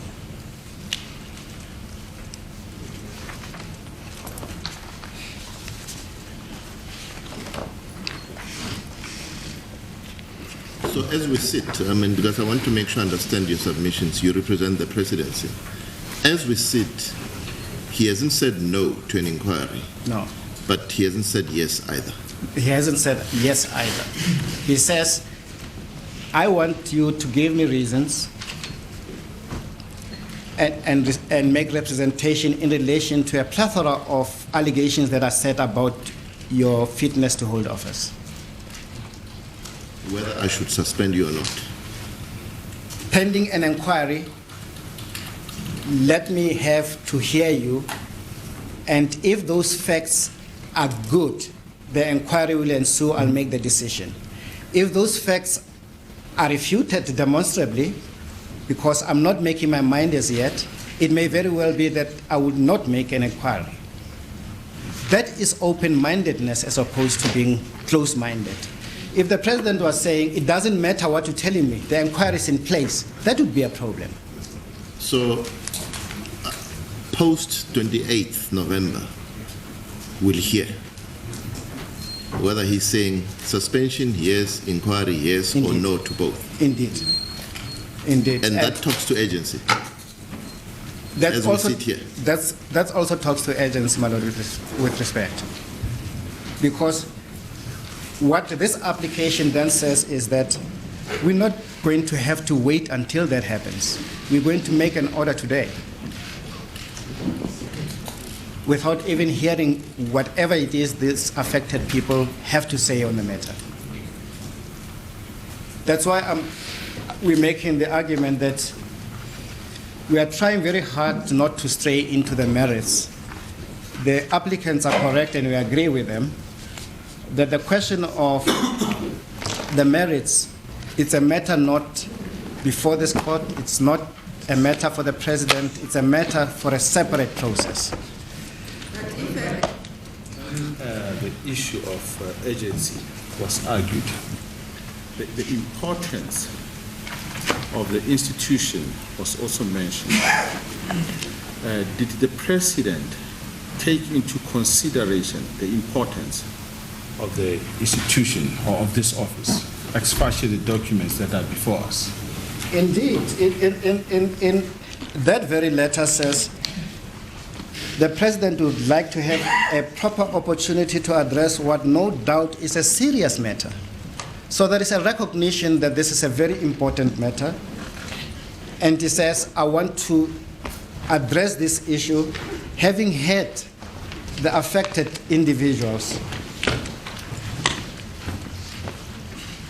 and in anticipation of an action he may contemplate. So he's saying, I haven't made up my final mind on the point. I can't make my final mind on the point until such time as I have had those people who are affected or likely to be affected by the decision that I might make. The question I wanted to ask was in the line of the questions that were asked by my brother here, that according to the letter of the president, he required the representations from the second to fourth respondent in order to make a decision whether or not to institute this inquiry. Is this what you want us to understand? Yes. And then he should be given that opportunity to. So that is why my brother here was saying, I was asking the question whether it goes to the issue of agency. Does that, because he require to make that decision, it cannot be urgent now. He must be given the opportunity to reply. Indeed, my lady. Indeed. Otherwise, that's why we're making the submission that now the judiciary is saying, I'm not going to give the executive the space it requires to perform a constitutional function. Well, constitutional in the sense that the independence of the prosecutorial authority is a constitutional matter. It is as grave and important a matter, and the judiciary must be very, very slow, as we make the caution in our written submission, very, very slow in encroaching into that and making its own judgment call. Its own judgment call, what is and what is not reasonable in the exercise of an executive power. Unless there is any other matter that I need to address. Before you sit down, Mrs. Mia, I just want to make sure I understand what you're saying, because the letter he wrote to the second to fourth respondents, he is addressing suspension. Are you saying we should read it also addressing an inquiry, holding of an inquiry? That's a submission. That's how we should understand it. The question of the inquiry and the suspensions, they are interrelated in this sense only. They are interrelated in the sense of saying, it may very well be that the response I'm getting as an answer to this letter is such as to negative any basis for an inquiry. So the final submission we're making, yes, the letter should be read, not as having made the decision that the inquiry it should be in place. All that is required are submissions in relation to the question of suspension.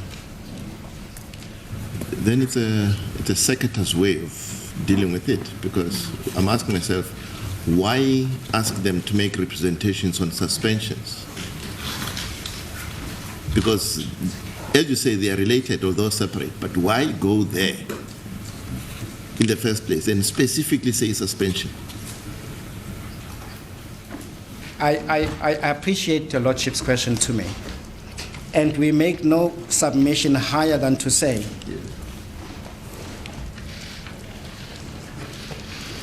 the legal position is that you are going to have a Section 12(6)(a) inquiry. It is an exercise of executive power. It's an exercise of an executive power in the implementation of legislation. Paja then tells us that that type of decision is administrative. If it is going to impact adversely on somebody else, then that individual requires an answer, a representation. And that's what gives even the second element of that component an Audi element to be made. Thank you, Those are the Mr. Mayor. submissions we have. Thank you very much. Mr. Epstein?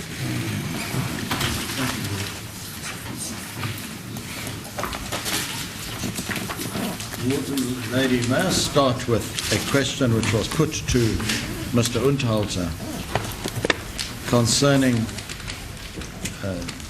whether it is common cause, as it seemed the bench understood it, that the decision initially to prefer charges was not made by Mr. Abrahams, but was made by Dr. Pretorius in consultation with Advocate Mzinyati. And my learned friend was somewhat coy about conceding that the decision was not taken by Mr. Abrahams initially. Now, the applicants walk a dangerous tightrope when contending that Mr. Abrahams did not take the decision. And they will have to pin their cell to a mast and tell the court whether they concede that the decision was not taken by Mr. Abrahams initially, but that he only took the decision on review. And the importance of that comes out of the judgment of His Lordship Mr. Justice Abrahams, which we refer to in our heads of argument at page 19, paragraph 43. And there we say, whilst Abrahams has the power to institute a prosecution, Abrahams would only do so in very rare instances. If Abrahams made a decision to prosecute, it would not be competent for him to review Abrahams' own decision in terms of the Constitution and the NPA Act. And we refer to what was said by His Lordship Justice Abrahams in the matter of National Director of Public Prosecutions and Zuma. And the learned judge said Section 1795D does not apply to reconsideration by the NDPP of his own earlier decision, but is limited to a review of a decision made by the DPP or some other prosecutor for whom a DPP is responsible. Now, if it is their case that Mr. Abrahams took the decision initially, then he couldn't have reviewed it. And then there may be consequences, because as the court may have seen, there are some people who were not happy about the decision on review.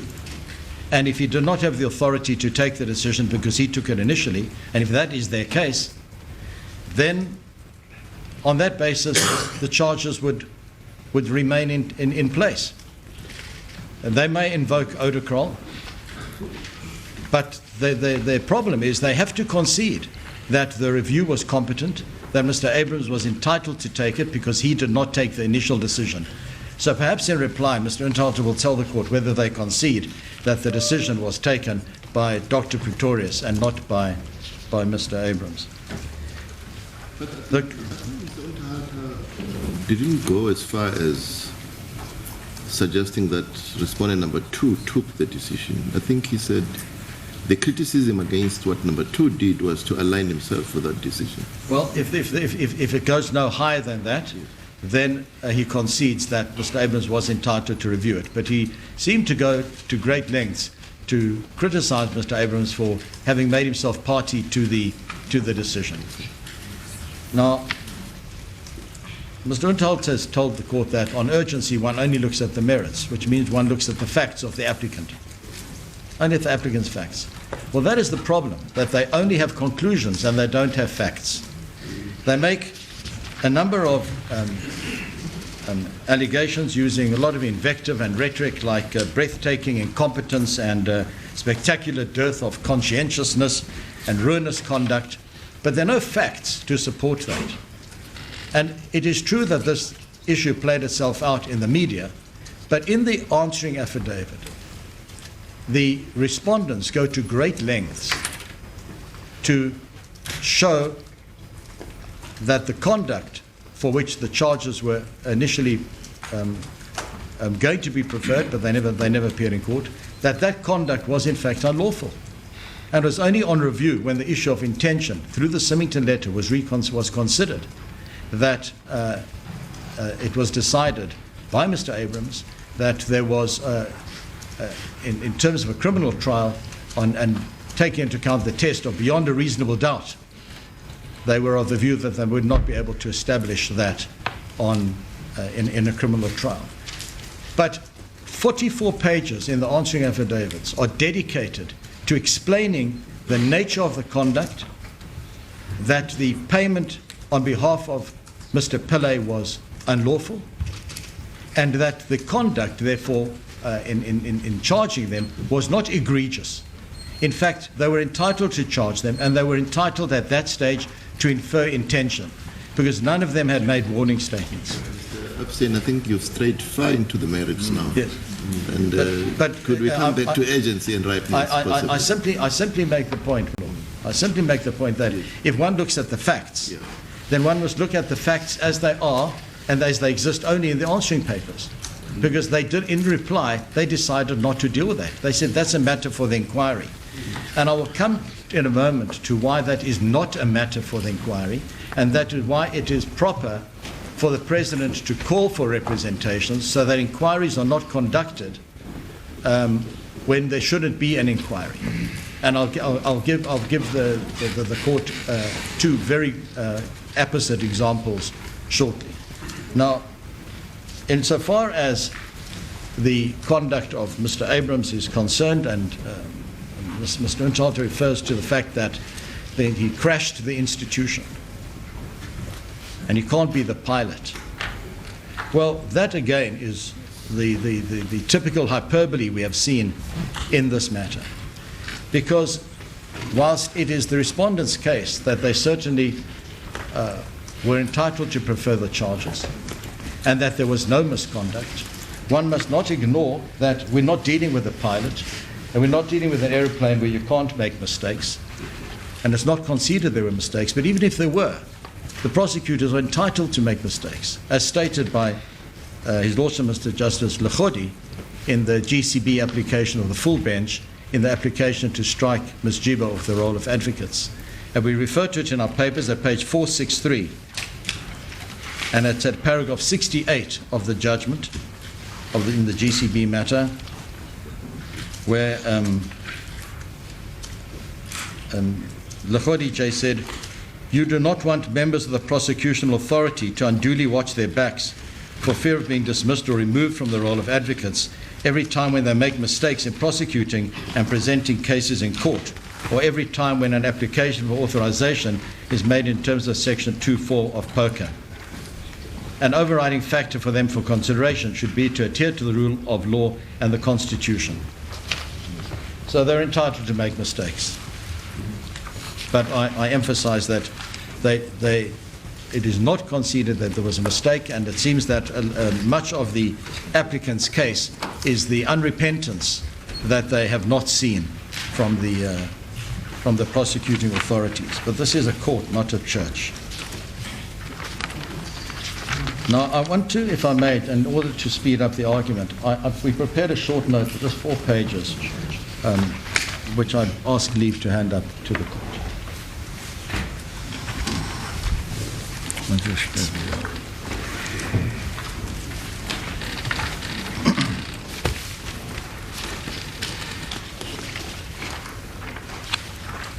We know that the urgent relief sought is to review the failure to institute an inquiry and to suspend.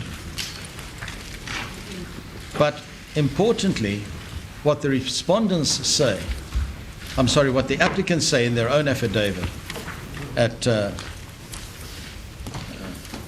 page 15 in paragraph 24, they say that the respondents occupy positions at the very heart of the NPA's ability to function.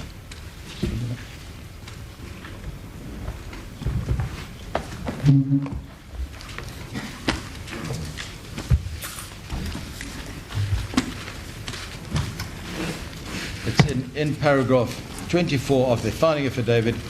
It is clear the second to fourth respondents occupy positions at the very heart of the NPA's ability to function effectively to fulfill its constitutional mandate. Now, how can it be that if they occupy these positions at the heart of the NPA, which is true, and which the applicants themselves not only concede but they assert, how can it be that they should be removed urgently, which would render the NPA dysfunctional? And Mr. Untalter referred to the Jassat case concerning the former Chief Justice. But we refer in our heads of argument to, in paragraph 21, firstly to the judgment in the Dramat matter,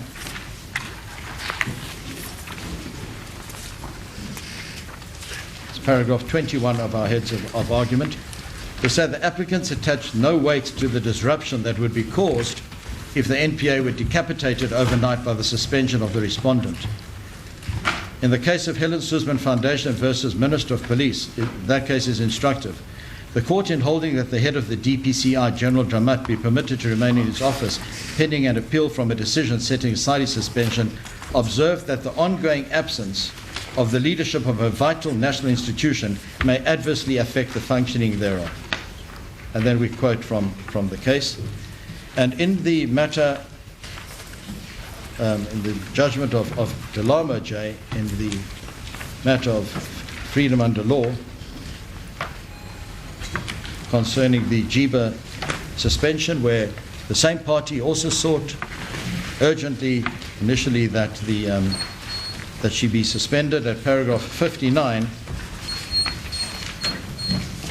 His Lordship said, unwarranted suspension brought about by untested allegations may disrupt the smooth running of the institution. While the President is empowered by Section 12(6)(e) to take swift action when necessary to allay concerns about the integrity of the NPA or when the conduct of the NDPP is called into question, he, however, cannot do so without due consideration for all the relevant factors and circumstances.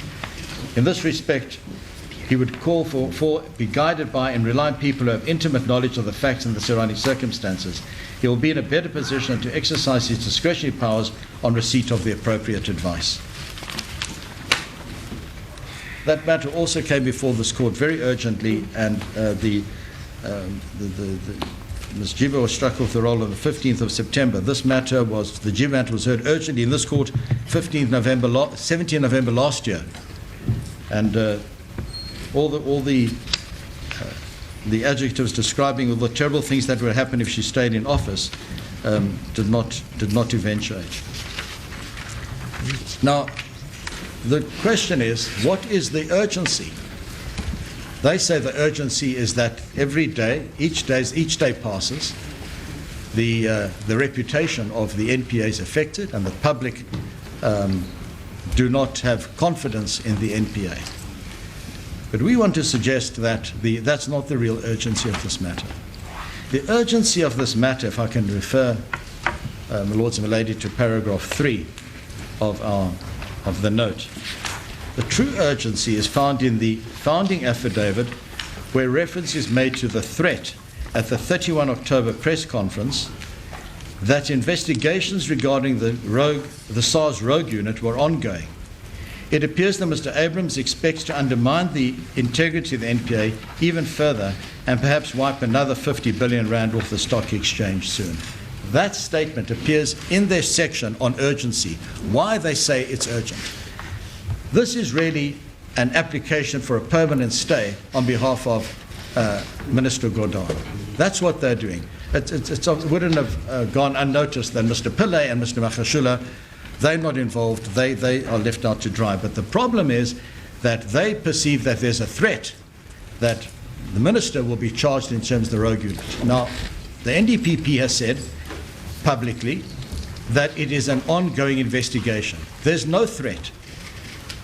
There are people who may never be charged. There are some people who may be charged, and they may or may not include the minister.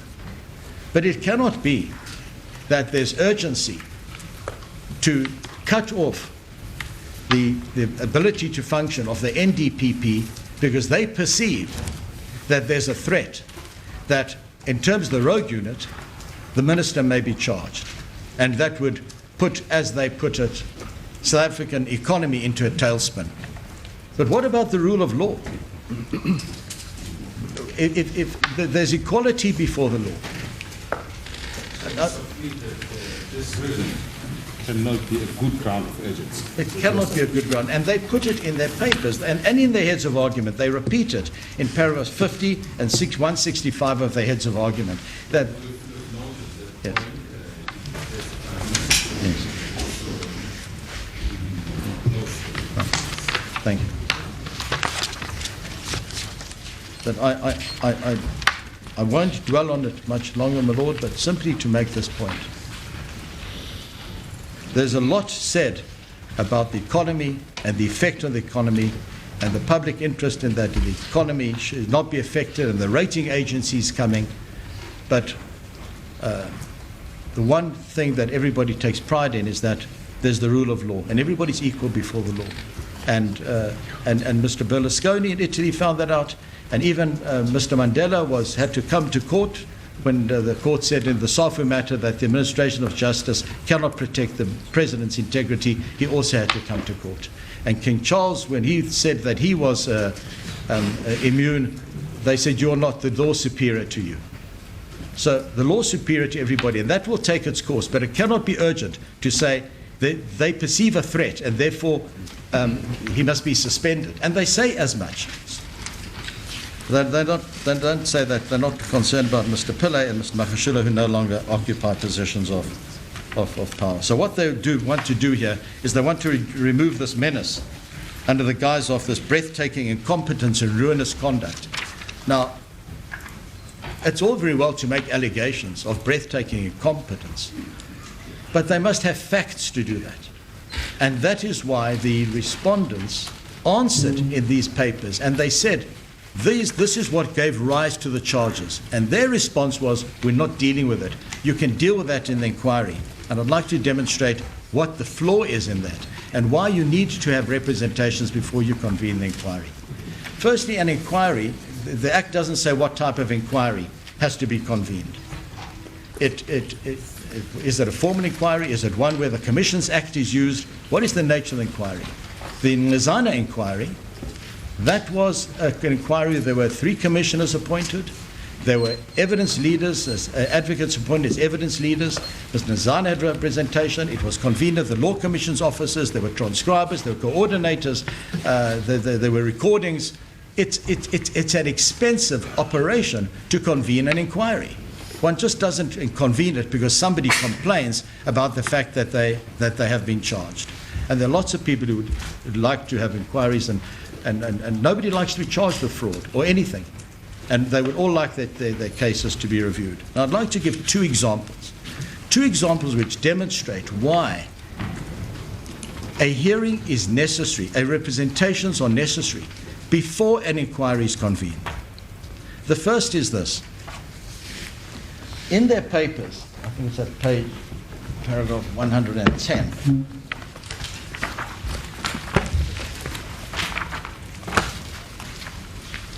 In their papers at paragraph 110, they refer to other relevant conduct, and they criticize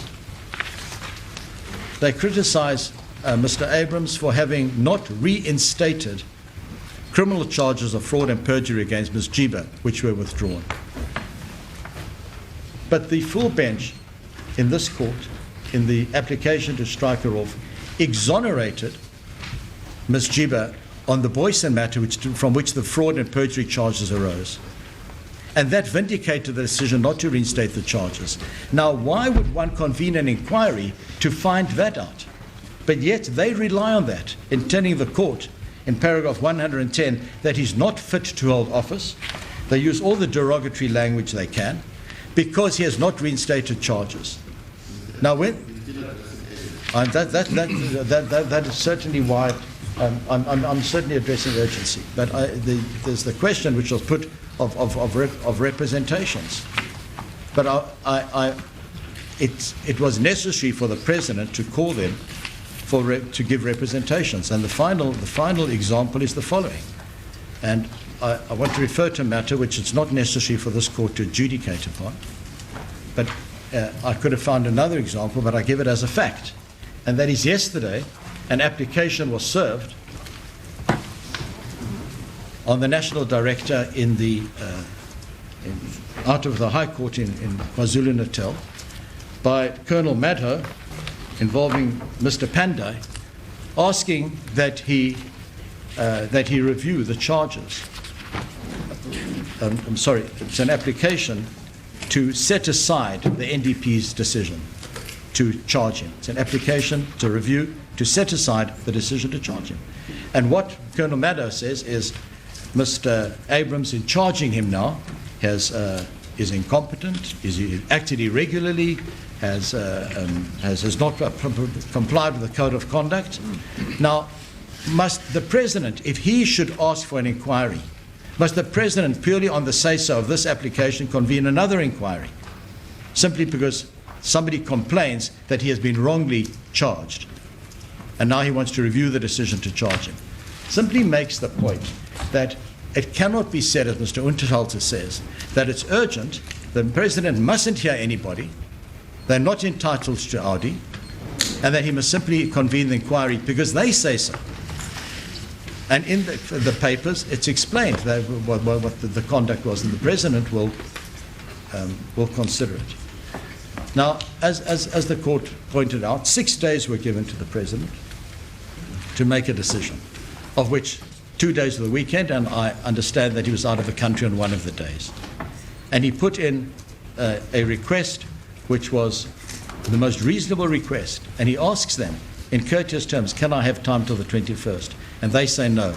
And their papers are obviously ready because either the next day or on the 9th, they serve their papers. They've got them ready. They know what their plan is.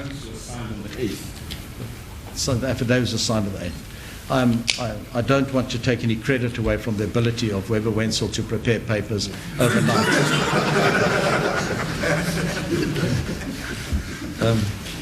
And then they were not given that opportunity. The papers were served, and then the President wrote the letter, and he invited representations. And on the penultimate paragraph, the President says, as you are aware, the National Prosecuting Authority is an important constitutional institution in the administration of justice, and maintaining public confidence in the institution is of necessity. I quote. So it's recognized that it's an important institution. He's not ignoring it. He's taking it seriously. But they want it done now.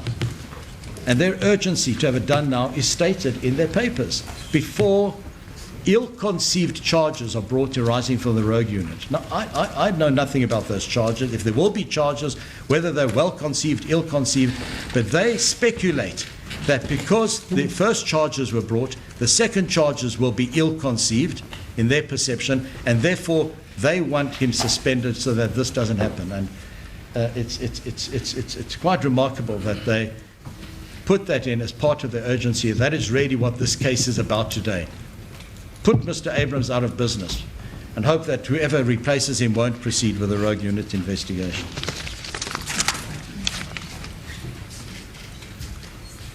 In the end, the respondents have been given an opportunity to make representations. They've been invited to, and they're accepting that. They have to be in on the 28th. Now, I don't know how that can be withdrawn. If the applicants are unhappy with that offer having been made, then they must review that decision. But right now, they have a legitimate expectation, and they're entitled to make those representations, and they will do so by the 28th, which is 4 days from now.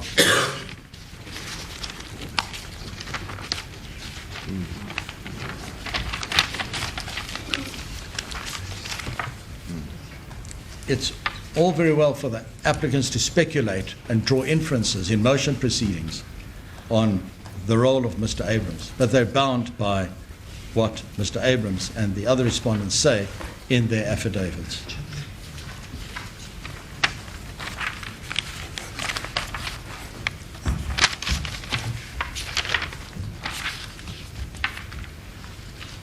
And as I understood Mr. Untalter's submission, it was the President doesn't have a discretion.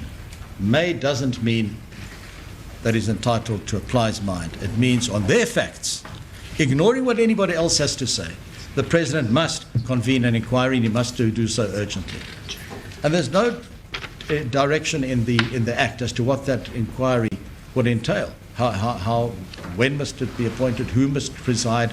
What is the nature of the inquiry? What are the terms of reference? Well, so that's not the issue, is it? The issue is we are here today to decide whether we should accede to the request that the applicants have brought to this court on an urgent basis, isn't it? Respect so, my Lord, but the request is for your Lordship to substitute the President's discretion and to order an inquiry, but that they should satisfy your Lordships. And, my lady, what kind of inquiry? What would you order? That's really going into the terrain of executive power, and we know that just recently, last week, the former Deputy Chief Justice wrote about civil rights groups charging into court in political matters, and we know what Judge Davis said in the Mazabuko case, that courts don't govern. And they weren't intended to govern. Of course, courts play a role, an important role, but courts do not govern. And this is a political matter. It's been politicized by them. They say so. They say that this is about, in their own words, the Treasury being captured. It's a political matter. Do you still have submissions on urgency? I wanted to ask whether you are aware of this judgment of Simelane that the applicants refer to, countering the point that you have just made on discretion. The Simelane versus 711. Yes, well, I think we all know of the Simelane judgment, but in what context, my lady? In the context of the discretion of the President. Yes. Yes. Well, I think in this case, may cannot mean must.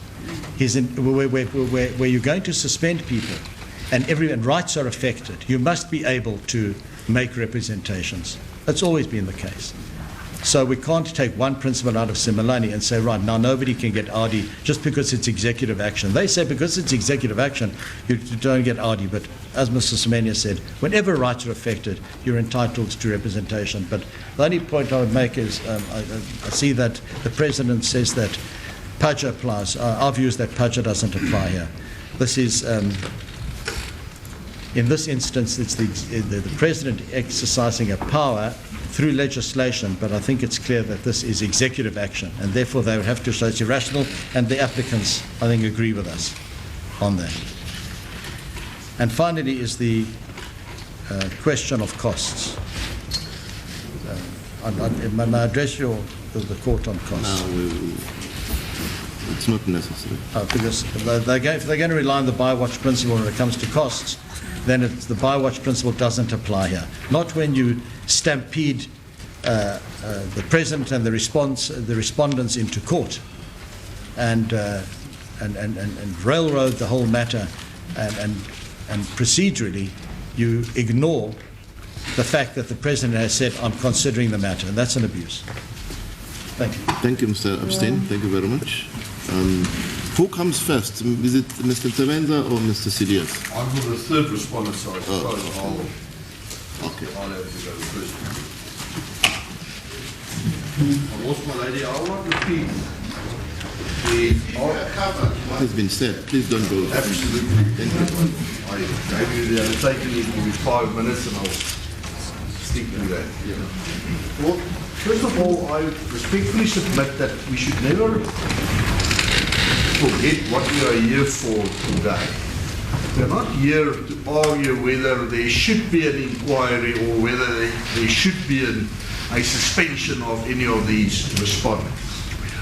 What we are here for is to argue before you at this stage whether the case is right for you to decide that you, on an urgent basis, can and should find that the President failed in his duties, and secondly, whether on this basis you can and should find that you should take away the President's power in terms of the Constitution and in terms of the relevant legislation to take this decision. That's what we are here for. My Lord, my lady, I would respectfully submit that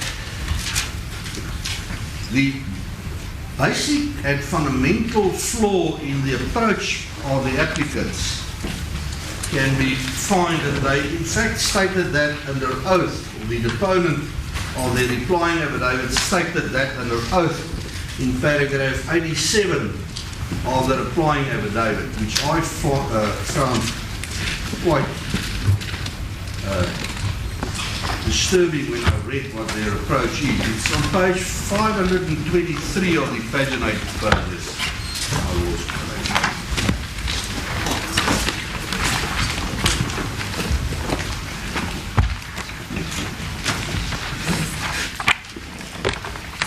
Paragraph 87. What was stated there in reply was the following: the test is not whether the NPA officers are in fact exercising their power unlawfully. Instead, the test is whether the public may perceive the exercise of their power to be unlawful. This clearly is the case here as such in order to protect at least the perception of independence of the NDPA, the NPA, and immediate suspension of the NPA officers warranted. If one evaluates that approach, then it appears to be the following inferences can be made from that. What they suggest is that the President's approach to look at the true facts, the objective facts, in order to exercise his discretion properly, to make the decision whether there should be an inquiry and or a suspension, he should not look at the facts. He should only look at the perception. Now, with the greatest of respect, that is startling. If one realizes that you're dealing with a very important functionary in our community. The NPA's office is a very important functionary in our society. And what they want the President now to do is to ignore the facts. He may not look at the facts. He must only look at the perception that the press or somebody created by certain members or groups of the public.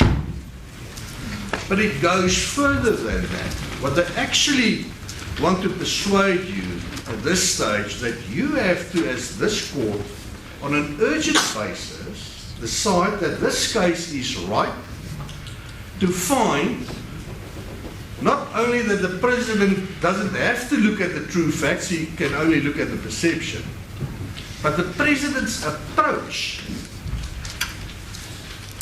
to have regard to the true facts and to establish what the true facts are is so irrational that you must decide you will take away his power.